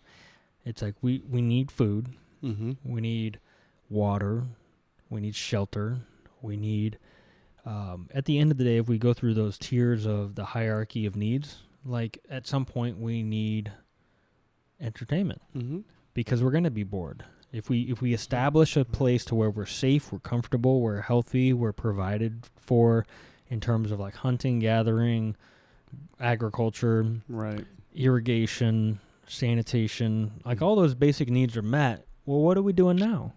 Because we spent all this energy building up a substructure of society to this certain point. And now what do we do with ourselves on a Thursday night or a Friday night? Mm-hmm. Well, we're not fighting against a saber-toothed tiger in a cave. That's not happening. That would be an entertaining Thursday or Friday night. Right. Someone might die, someone might not. There's some entertainment value in that. Hey, I'll bet you, I'll bet you a fur coat that Fred dies from the saber-toothed tiger or whatever, right? Like, that's the original, shit from entertainment. And it's evolved to a place to where society has gotten to where we're now creating games or creating so much stuff of our society is entertainment-driven. But it's not just that. There's science, there's culture, there's art, there's a bunch of different things. But I think that humanity has gotten to a point to where there's so much safety in just our existing. The structure is there. The infrastructure is there. Yeah. And to where we don't have to be scared for our own survival. In general. Yeah. I know there's places in the world that's not the case, but in general, human survival is kind of a sure thing. So what do we do with our time now? And so us creating the games, the entertainment around it, the advertising, all of that stuff, there's so much money, so much energy and time that surrounds that kind of thing. And it's a great thing. I think it's great for humanity. I think it's a diversion, it's entertainment, it's fun, it's gathering of friends and family. Yeah. I think it's a cool thing. Yeah. And I love that you're behind the scenes on that.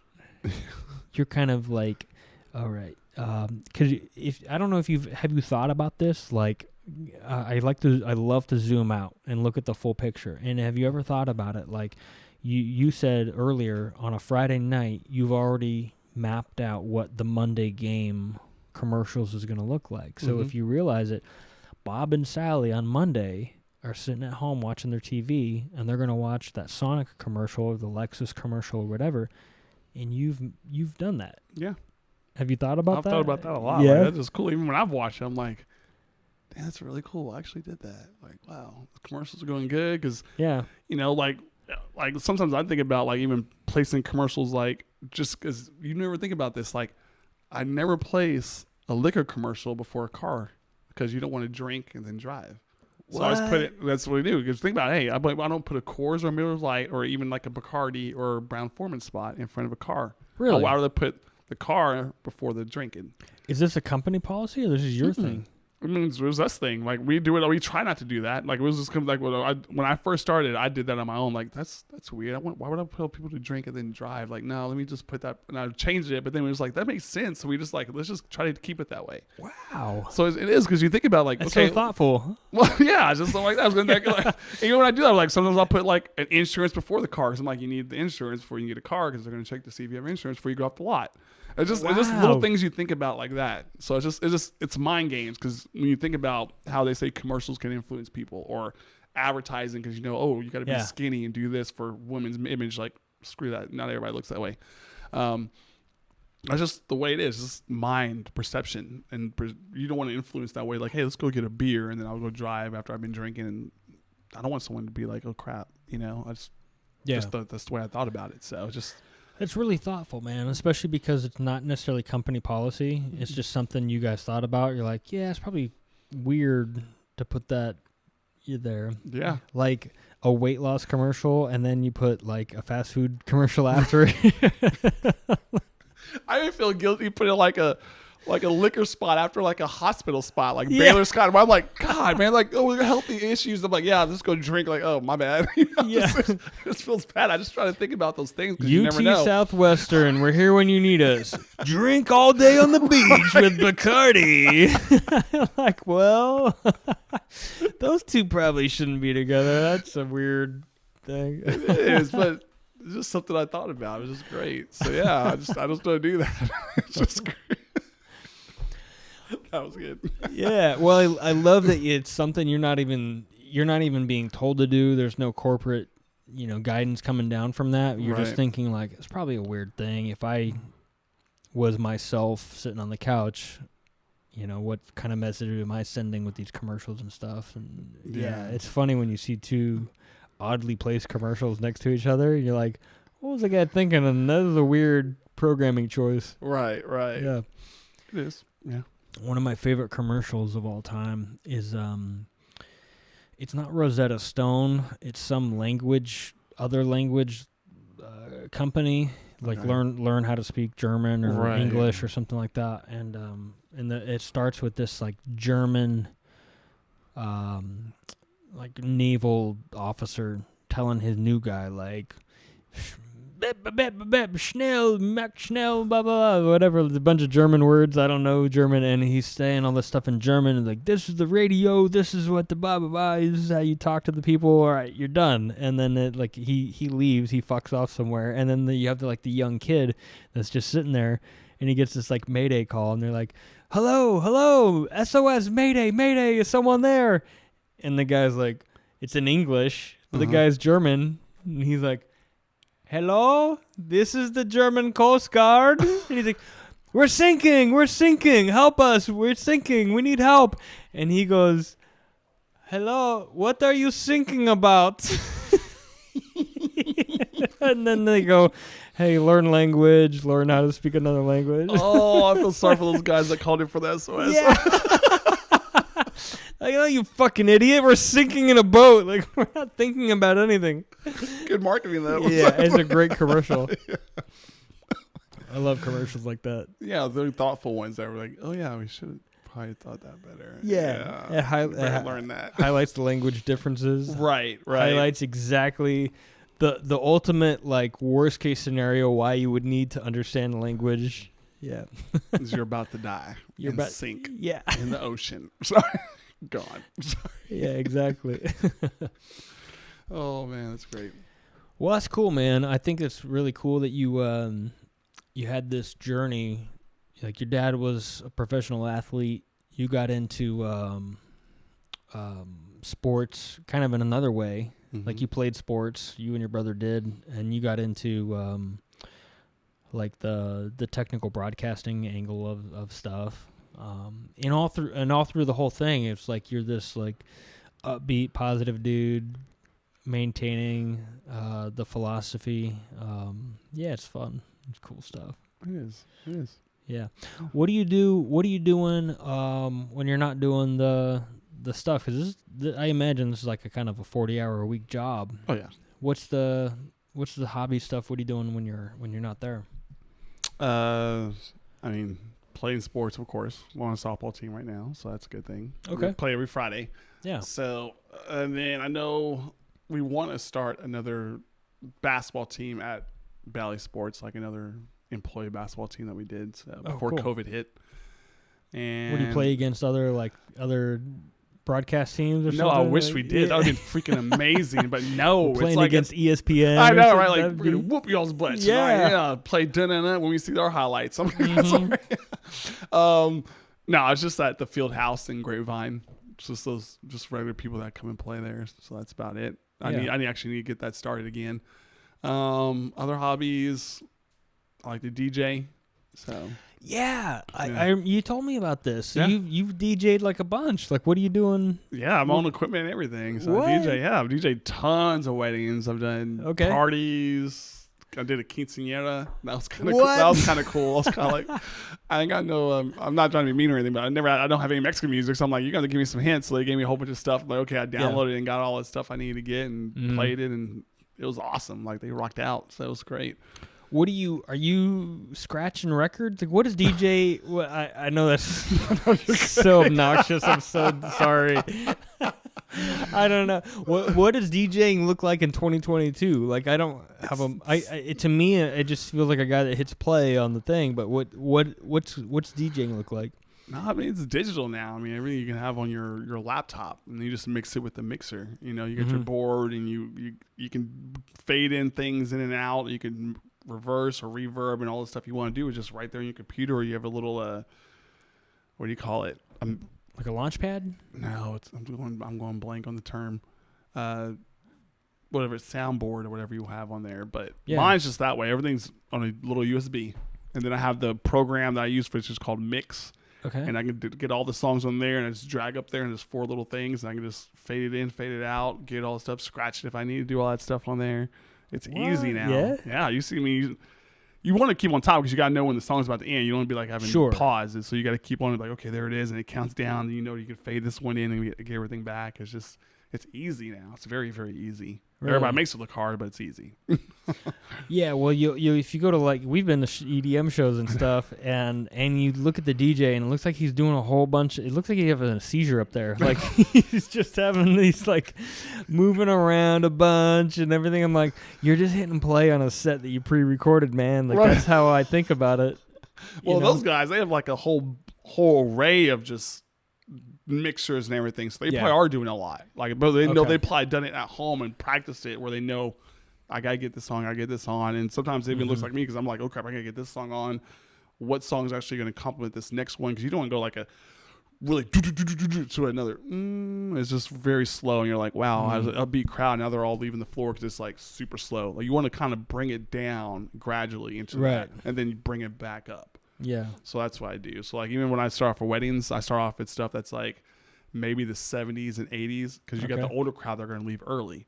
So you want to get them on the dance floor first. They do. And then they leave, and then you know. They're out of there by 9:30. Seriously. Then you get the party stuff, and you're back in the 2000s. You're going to the new age stuff, and you got the young people are like, yeah, and they're all partying. And by that time, they're drunk. So they're all like, yeah, we don't care what you play. They're like, yeah, just play it on. And they're out there on the dance floor just having a great time. Like, yeah, let's get them. Then it's just fun. I love to see people out there dancing, which means I know I did my job great. Yeah, exactly. Yeah. And I told them, huh?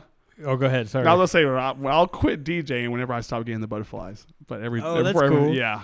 So right now I still get butterflies every time. What are the butterflies? What is that? Just nervous because I want to make them have a great wedding. I don't want them to have a bad experience with me DJing. Like, dude, I want your crowd to dance. I want y'all to dance. Yeah. And it's always like I think I want to do a good job for you because you are paying me, but I want you to have a good experience as well. And when I have that time where I'm like, I don't care, I'm like, I need to stop doing this. So yeah. That's cool, man. That's a cool thing. What got you into DJing? It was in college, the end of senior year in high school and college. We always had parties, and I was always the one manning the music. And I was always like, okay, I got the CD. Well, that time it was CD, so I had to put the CD in, put on the music, and then I was like, this thing takes too long. I got to put all these different CDs, and I'm just going to start making a mix. So I just like burn my own CDs with all the songs on there. I just put it in there, and that's why I started making me do all the it's okay, all the DJ stuff. And I was like, I like doing this. I get the crowd; they're all dancing. My friends are having fun. They're like, yeah. I'm like, okay. And that's how I begin. Is there anything of you DJing we could pull up? No, there's nothing on the web. Sure? I'm positive there's nothing on the web unless someone recorded me and I had no clue. But there's nothing on the web that I know of. While we're talking, let's see if we can Google Damon Burris DJing. We'll be DJ. You might find me on like IMDb. What do you do? Acting? I did an independent film on IMDb. Is this something we can look at? You probably could. I don't know. I can't remember the name of it. It's something with zombies. It was a long time ago, like a very long time ago. So Damon Burris, IMDb zombies. Oh, what was it called? Before we do it, because my friend that I did it with, he's my best friend that I've known since I was like maybe 5 or 6. He was one of the main actors in there, and he kind of got me in there as an extra. And see, this zombie camp out. I knew it was something with zombie camp out. So they filmed everything. in Is there a YouTube? Like, is there a video of this? Yeah, there's actually. Well, you can watch the movie. Donut eating grip. Go back to IMDb. I was the grip. I was the donut eating grip. Put this up on the screen on the craft services. That's what it was. Is it that you were filming a movie in the movie? Well, no, I wasn't filming anything. I was just I was a zombie, and then I was also like part of the craft services. Zombie camp out movie trailer. So that's it there. Pull this up. This is great. And my friend John Davis is one of the. Can you present this, Ben? Oh, the quality is so hard. Oh my God! Is the picture on? Yeah. Oh, this just looks like a porn film, man. Were you in a porn? No, I swear to God, it was not a porn film at all. So that's my friend John Davis right there. So that was him. That was in this. Dude, are you in this trailer? Do you know? I don't know if I am. I might be. If I do, I'll show you. It's so grainy. Oh, this was like, what is that, 16, 15 years ago? So it wasn't like the quality we have now. Look at this. So and bikinis. Look at this. That girl looks like Tiffany. What's her name from Saved by the Bell? Which one? The girl on the right. Oh, yeah. It's just a bunch of girls in bikinis. Where are the zombies? Oh, they're coming. They're coming. Like I don't even see zombies. It's saying the premise, but then oh, the meteor. Look at the graphics on that. Space rocks. Oh my god! Radioactive beauty rights. I can laugh about that. That was hilarious. That's it. It just makes a little spark. Wow, what was that? It's something that should have blown up the whole fucking city. Seriously. Just little sparks. Look at his hand. Oh man. Shit. This is so great. Oh, he's coming out of the ground. Yes. Oh, it reanimated all the dead people. Yep. We even had squibs on us and everything. Oh, that was me. You missed it. It was like hair on the back of What? it. That's okay. Go back. Can we find him? Even that guy in the yellow shirt. Like, what was it? Where is it? So coming up right there. That's me right there. Oh, The there back you of my head. are. Yeah, I remember that because I was eating. You became a zombie. I was a zombie. Well, I was a zombie to begin with. Oh man, my that's great. god. It was freaking hilarious. Oh jeez. All right, that's enough of that. Yeah, It's too much. it's too much. I laugh at that because I think it's funny as hell. Like they had a whole premiere and everything in Dallas about it. It was great. Oh man, that's a good time, man. 2002. Jesus. There we go. Yeah, I told you it was a long Dude. time ago. It was a long time. Oh my god. Dude, I joined the military in 2002. Oh wow, That's crazy. That's what I was doing when you were. And you were being a zombie in a movie. That's so wild, man. Lake Louisville. That's where it was at. Oh, it was filmed there? Mm-hmm. Wow, man. Over there, yeah. That's cool. Yeah. Do you ever get out of DFW for the not podcasting, but the sport casting stuff, like what is that called? Program management? What's the field that you're in? Traffic. Okay. Nuh-uh. Nah, there's nothing for us to go out. It doesn't and make you about. travel for anything because they send you all the stuff. Right. So we get sent everything. So we can get everything on our computer whenever we see it. We're like, hey, we're missing this. We email the person we need, but hey, we need this copy for this spot, or we're missing this spot for this game. You need to send it to us ASAP, or we're going to replace it with a promo. What's the bandwidth speeds that you guys are dealing with? Like, because these are big commercials, right? I mean, they're like several gigabytes each, I imagine. They're file size. They're not sent to us. They're sent to our main hub in Atlanta. So they let us know that they have that commercial in house, and when they do, we're like, okay, cool, we can put it on our log. I mean, it's sitting on the log in our first place. So if they're missing the copy, they'll email the AE, but they copy us so we know what's going on. And what's the AE? The account executive. Okay. The salesperson. So, and if they can't get to their buyer, whoever it is, and say, hey, we need this copy delivered to them before our deadlines, then we take that spot off and replace it with a promo. What's a promo versus a paid like advertising person? Promo is just something that could be like advertising, like, oh, Mavs game is tomorrow, or Boys and Girls Club of this. Just a promo, just something non-profits. Non-profits, just non-commercial stuff. Basically, it could be anything. Yeah. Can non-profits subscribe to that sort of thing? So, hey, I'm a non-profit. I got this program. I'm doing a bunch of stuff. And just throw me in whenever you got an opening. Is that the? Well, that'll still be advertising. You still have to pay for it. They still pay for it. Yeah, okay. so you could do something like an ROS spot, which is a run and schedule, which is cheaper. Which is basically you make a spot. It doesn't have to be like in a live sport game. It could be in any show, but it can run between like 6A to 6P. You just put it in any show that you can between that time.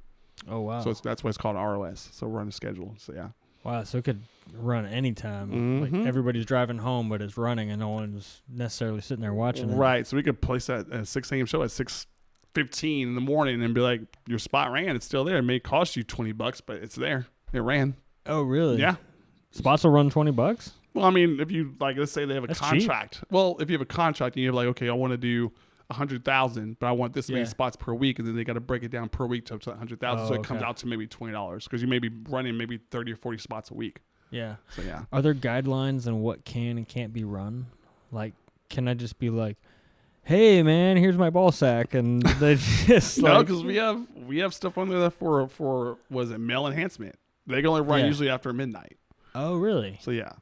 Male enhancement can only run after midnight. Most of the time they want to run after midnight, or if it's is it like a Cialis kind of Viagra thing? Is that what you're talking about? Right, like that. Or it can run maybe earlier, but it can't be in like live sports. Definitely not high school or college. So there's stipulations on that. Except for we don't run liquor in any high school stuff at all.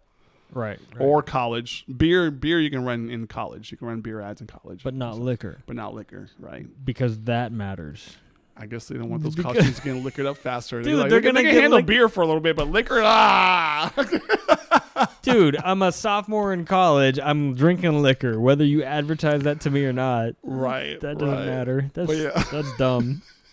That's dumb. That's just the way it is. What else? What's another thing that they don't allow? You got male enhancement, liquor. I mean, some shows you can't run gambling spots in or casino spots, of course. Of course, that's definitely high school or college. You can't do that. Mm-hmm. Trying to think of any stipulations. I mean, there's not really any stipulations. This is like a certain show that doesn't want things broadcast within there because their advertising dollars are like competition. Could be like a fishing show. We have fishing shows that don't want any like certain other bait stuff to go in there. So they have this long list of stuff that they can air like that cannot air in that show. So yeah, but we don't really advertise any of that stuff, so we're good. So yeah. Yeah, I mean, how often is a bait commercial coming on? Like, use my worms. Not really at all. I can't think of the last time I even had a bait commercial. Yeah. So. I make rope. Yeah. There we go. Look at my rope commercial. And then there's like a climbing video that's like, we don't like that rope company. We want a different thing.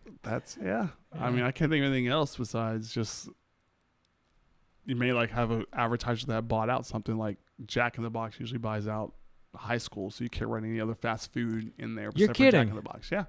We have certain advertisers that buy just high school shows. So we're dealing with the state football championship for Louisville High School. Mm-hmm. No one can run except Jack in the Box. You can't have Chick-fil-A, McDonald's, or anything. Nothing. Wow. Just that. That's it. That's wild, man. Yeah. They bought it out, so they get the rights to it. This is weird because how many high schoolers do they think is actually watching this football game? Like, most high schoolers are going to be at the game or just not even involved. Right. But then you have, like, maybe some parents that maybe not be able to make it or grandparents or siblings or something like that. But, I mean, like, on Fridays, we have a whole Football Friday show that's usually, is it 4 hours? It's either 3 or 4 hours. So, yeah, it's a long show. So it just tells you all the football games that are going on in high school throughout the state. Jeez. Yeah. So if you have a cousin that's down there in Brownsville playing, we're probably going to be broadcasting or at least giving you an update of what the game's going on. So yeah, I know Brownsville's way down. I was going to say Brownsville is such a southern town. Like, you use the most southern place you could think of. Like, I just popped in my head. I'm like, Brownsville. There we go. Port Neches. Like, you went with like South Padre. Yeah. If y'all know where Brownsville is, it's like the tip of Texas, and the bottom's like 8 hours away south. It's down there, man. Yeah, it's a long drive. Brownsville, man. Isn't there there's a bunch of Brownsvilles, right? There's a Brownsville. I was thinking Brownsville, Florida. Or is it Brownsville, Texas? I'm thinking Brownsville, Texas. Brownsville's Texas is the one. Yeah, that's what I'm thinking of. If you don't even like football in Brownsville, then there's something wrong with you. Like, I guess so. You're not allowed to live there. Right, or baseball, because that's where I went. Baseball? Yeah. Sports in general, yeah. Yeah. Yeah, it's weird for me. I got a guy, my barber, he's in a solo booth. Mm-hmm. Like, he rents not a booth, but a studio. Okay. Like his own little room in a suite. Like, so there's other salon people. So there's other people doing nails and waxings and haircuts and all that. And it's like a big thing of suites. Okay. And he's got his own front one, and he got this great niche where he does your hair, and he's got a bunch of cool stories about all his travels around the world with his wife. And then shout out to Nate, the barbering barista. He makes coffee for you at the end. He's got the old school, old timey espresso machine. He's got the oat milk or regular milk and almond milk. He's got the flavorings, and he'll make you a latte or a mocha or whatever. And so you get a haircut, and then he'll make you a nice coffee at the end. Shoot the shit with him for a little bit, then you head out. And so it's like it's an experience. It's a fun time. Very nice. I don't even remember where I was going with this. Getting a haircut. Shit. Yeah, I know. Where were we? We were talking about. I brought up haircut for a reason. The sweets. Oh, here's the thing. So if I go to a regular barber shop, I don't know what to talk about with these guys, because they're like, "Did you see the game? Did you watch the thing?" And it's all this sports stuff, and I'm like, "I didn't, man. I don't, because I just have other things to do in my life. And I got other stuff going on. Like But here's the thing: if someone invites me, hey, we're gonna go on Friday night. We're gonna go watch the Rangers play. Saturday, there's a Cowboys game. I'm there all day long. Yeah. I want to see live sports. Right. It's so much fun. The energy in the place, the vibe is amazing. But if you tell me like, hey, on Thursday night, you're going to watch a football game by yourself at your house. I'm like, dude. You're not for it. No, not at all, man. I'm not there. I'm not going to do it by myself. I want to hang out with you. I want to talk to you about the game while we're there. I want to hang out with Ben. I want to hang out with the guys. For me, it's a social thing. It's got to be social. If I'm not with people, there's no reason to do it. So because most of the time when I'm with people, I'm not watching sports. Then if I go to a barber shop and there's a bunch of dudes talking sports, I'm like, oh man, I'm so sorry guys. I'm just not the guy. I'm not the Brownsville football guy. I just can't. I'm so sorry. I'm the sci-fi nerd. I'm the rock climber. I'm the tech guy. I'm out there doing nature stuff, but yeah. What's wrong with that? So what do you watch for sci-fi? Because you said you're a sci-fi nerd. Sci-fi is anything with star in it. Star Trek, Star Wars, Stargate, whatever, yeah. Anything cool, like time travel. I spent a ton of time thinking about time travel. Stars. Yeah, it looks like he's pulling up star stuff. Yeah. The James Webb telescope. Dude, the James Webb telescope. Are you into this stuff? Yeah, I love space. Are you serious? I love Dude, math and science are my best subjects. Pull up and some I love stuff. science. The difference between the James Webb stuff and the Hubble. Have you seen the comparisons? Yes. Dude, my mind's like blown. I'm just like, oh my god. it'll blow your mind, man. You look at the difference. So he's pulling up. Ben's pulling up something. Is it the Orion Nebula? The ring, yeah. This looks like the Southern Ring Nebula. Or the ring. Oh, Southern Ring. No, yeah. It is. When I saw that, I was like, whoa. So you can zoom in on this. Yeah, you look at the Hubble version, which the Hubble one, if you never knew about James Webb, the Hubble one will blow your mind. But then you look at the James Webb. Right. Look at the quality. It's just like, what? This is like, do you remember in 2003 we would have a digital camera and take pictures of ourselves? Yeah. It's just the grainiest, most pixelated bullshit. Right. And then now I can take a picture of the moon and look at like impact craters on it with my phone. Right. Crazy. Look at this stuff, man. That's how that is. That's just... and then was it the pillars of whatever it got? Pillars of creation. Yes. Get that. Pull that one up, man. That is a beautiful picture right there. Get the pillars of creation, Ben. And even Jupiter, or is it Jupiter 2 and Saturn? Or is it Saturn? Jupiter, Saturn. You can see the ring. Neptune. Yes, the rings. Yes. They pulled up I didn't know that Neptune has rings. Yeah. Did you know that? Nope, not until they saw on that thing. I didn't know that, dude. Pillars right there. Dude, pull up that pillars one, the red one. Pull up that. Dude, look at this freaking thing. Yeah, that's crazy. This thing, it looks like a giant metal dragon. Seriously. Just incredible, man. Or like when you watch that Silver Surfer movie and all that stuff's coming out with the guy. What'd you say? Look at this. It's like a skull. Click that. Yeah. You can zoom in on that. Oh, it looks like some wicked lion skull or... That's just crazy. What's incredible to me is that is not like a small place in space. No. There are galaxies up in that thing. Yeah. It's incredible, man. God. Click it again. Yeah, I want to zoom out. Look at the whole thing. This thing, I don't know what the distance is on this thing, but it's like parsecs and parsecs and parsecs of distance, which is like thousands and thousands and tens of thousands of light years across. And we're so far zoomed out, that's the image that it makes. But somewhere in there, there's a galaxy with a solar system in it. Mm-hmm. And there's a you and me sitting there just looking at the stars, man. Right. That's what's incredible to me.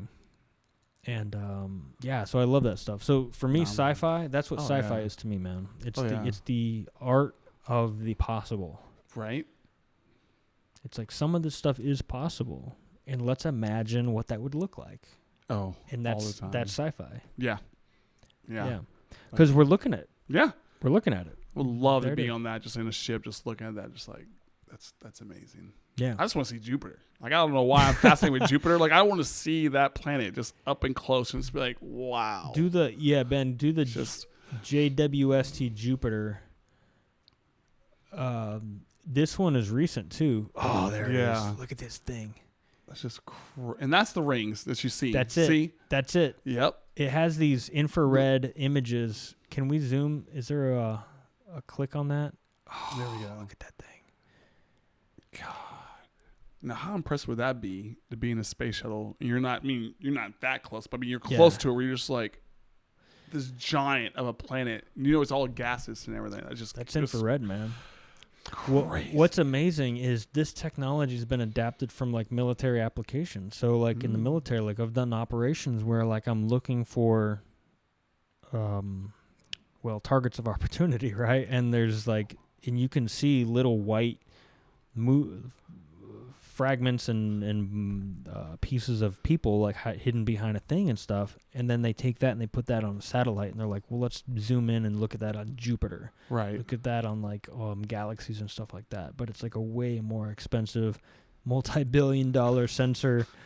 And look at this thing. Look at the storm, dude. That thing is normally red, right? Yeah. And it's just white hot. This is this is white. This is white hot. They have black hot.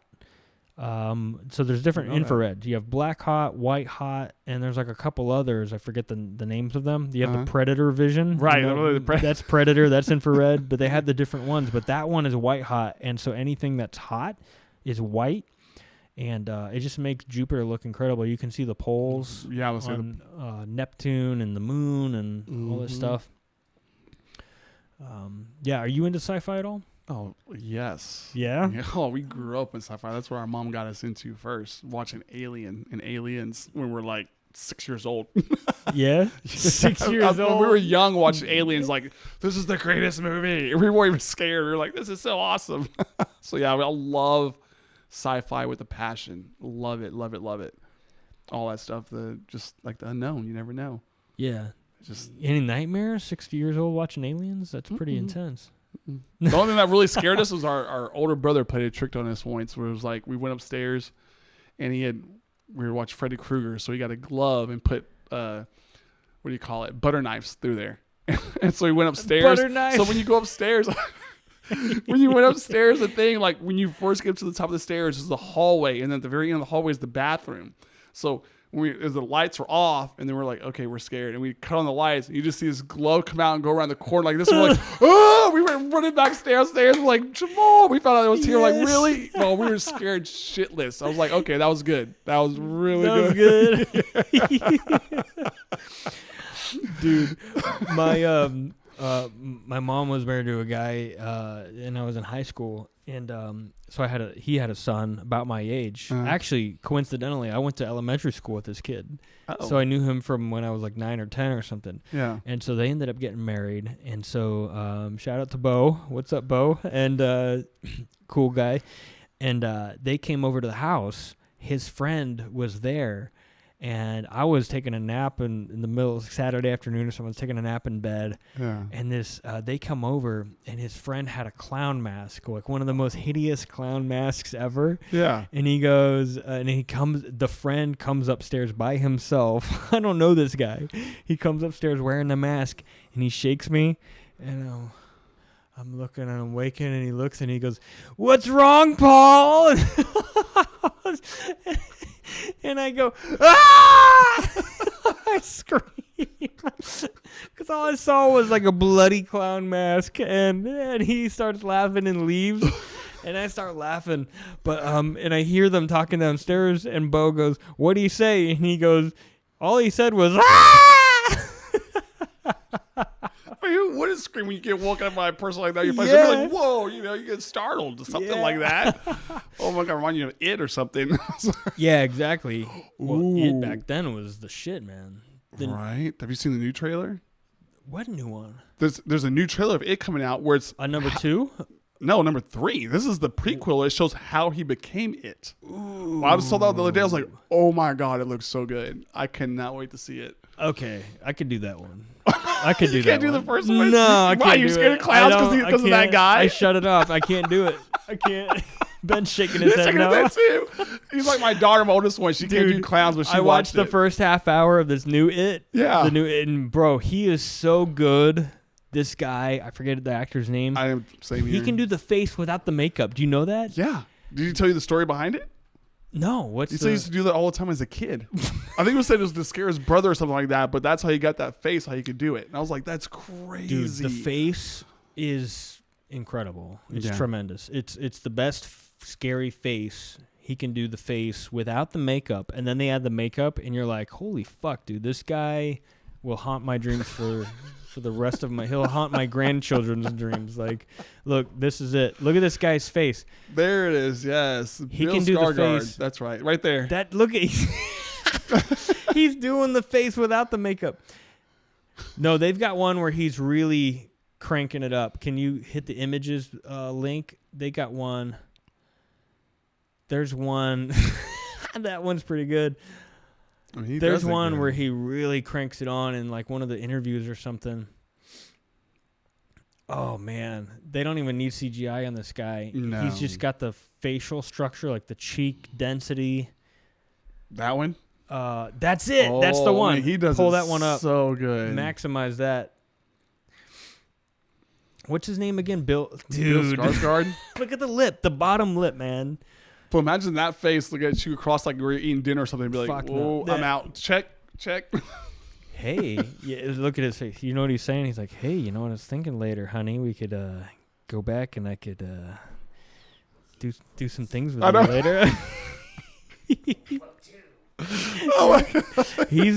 Dude, yeah, he can't do that face to his girlfriend or wife or something. I don't know if he's married. Right? Yeah. I don't know if he's married or not either. Dude, so there's a third one. There is a third one. Okay. But I don't think it comes out till 2024. And it's a prequel. It's a prequel. I got showing how he became Pennywise. Oh, I could do that. Yeah. I could do that. You know what? It would help because I watched this new one by myself. And I was like, nope, I'm done. Like, I can't. He pulled the kid in. He ate the kid's arm. The bread balloon in the sewer thing. He ate the kid's arm, and I was like, oh, nope. Not by myself. It was the same thing in the original. I know, not by myself. But of course it wasn't as graphic. Yeah. Yeah. Yeah, this new one was way intense, man. They really did a good job. Oh, they did a great job. Enough so that I couldn't watch it. Oh, my God. Enough it's so I couldn't even watch it, yeah. What is it? I'm sure. Ben's getting scared. He's like, no, I'm going to have nightmares too. He can't even watch it. What's the latest movie that's like a big deal for you? That was scary? No, just in general, like an awesome movie. Because I know you're a big movie buff. Yeah, I am. Let's see. The last one that was really good. Barbarian was good. Yeah, who was in that one? It has, I don't know the names because I don't think it was any big time actors in that one. Okay. But it's a real, like, a lot of people have been talking about it. It's a scary movie. Yeah.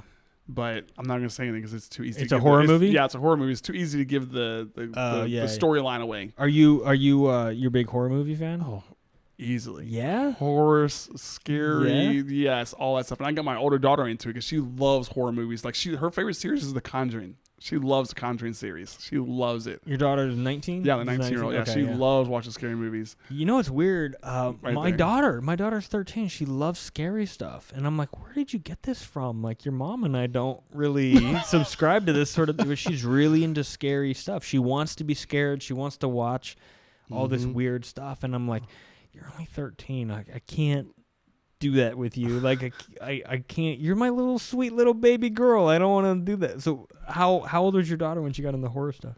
Oh, she was young. Yeah? She was really young. I can't remember the first scary movie we watched together. And I'm trying to remember. I couldn't let my son watch it because he would get too scared and then run him and sleep with me in the room, which I'm like, it's fine. I understand, dude. You can't watch it with us. Yeah. But what was it? It was with her friend. And they wanted to watch some weird scary movie. I can't remember what it was. But I watched that. But her friend is hilarious because she jumps at every little thing. It doesn't even have to be scary. She jumps. And then she buries her head in my daughter's lap. Like, I don't want to see this. I'm like, well, why do you want to watch it, Lainey? I just want to watch it. Okay, whatever. You can do it that way. But no, she's seen, like I said, The Conjuring, Insidious. What's the other series of ones that's like this? It's just a whole bunch of horror movies that we'd love to watch. And and now she's all like, that wasn't scary. I'm like, really, Michaela? No, that wasn't scary. Whatever. You need something scary. I'm like, okay. But she's scared of clowns, so it took her a while to watch that one. Has she watched Killer Clowns from Outer Space? No idea. She probably laughed at that though. I love that movie, but Well, at this point, yeah. At this point, it'd just be funny. Yeah. But that's a real movie, man. It is. That scared the shit out of me as a kid. Popcorn. Oh my god, dude! The cotton candy and everything. You get caught up in a cotton candy web. Like, who thought of that? Someone was on some bad drugs to come up with that script. Right. I mean, it's a cult classic. Huh? What? Yeah, I know. No worries, yeah, man. we're at the. It's a school night, so. Yeah, it is. I know. I was like, well, my son just has to log in the morning, so. I know, right? Yep. Yeah. Well, hey, man, this was fun. This I'm glad we did this. Man. I know. I'm glad you invited me. This is awesome. I loved it, glad man. to have you. Yeah. Yeah, let's do it again sometime, man. Definitely. This is definitely. good. I'd love to have a big round. Dude, of I want to of do. guys Yeah, and stuff so I've down got here. the 4 microphone stands. Yeah. I just need 2 more microphones and the bigger. I need to get the bigger adapter thing. Yeah. And then we can do 4 dudes sitting around drinking, smoking cigars. That would be great. That would be great. That'll be a fun time. That would be a Let's do great it. time, right? Let's do it, brother. Yeah, definitely. Invite me anytime. I'll be here. Always, anytime. I don't mind that traffic. I'll stay in the traffic to get over here, man. I'll be like, I'll be late, but I'm there. I'm coming. You know. Yeah, we'll do it at a time when it's better. Like, on a weeknight at 6:00 is tough. It's everyone's racing and stuff like that. So I work from home, so luckily I don't have to deal with that. But we'll set a better time. Yeah, we'll no worries. I still enjoy this time. I was still here. So it was great. fun, I brother. enjoyed it, man. All right. Thank you so much. All right, see you, man. All right, man. Bye.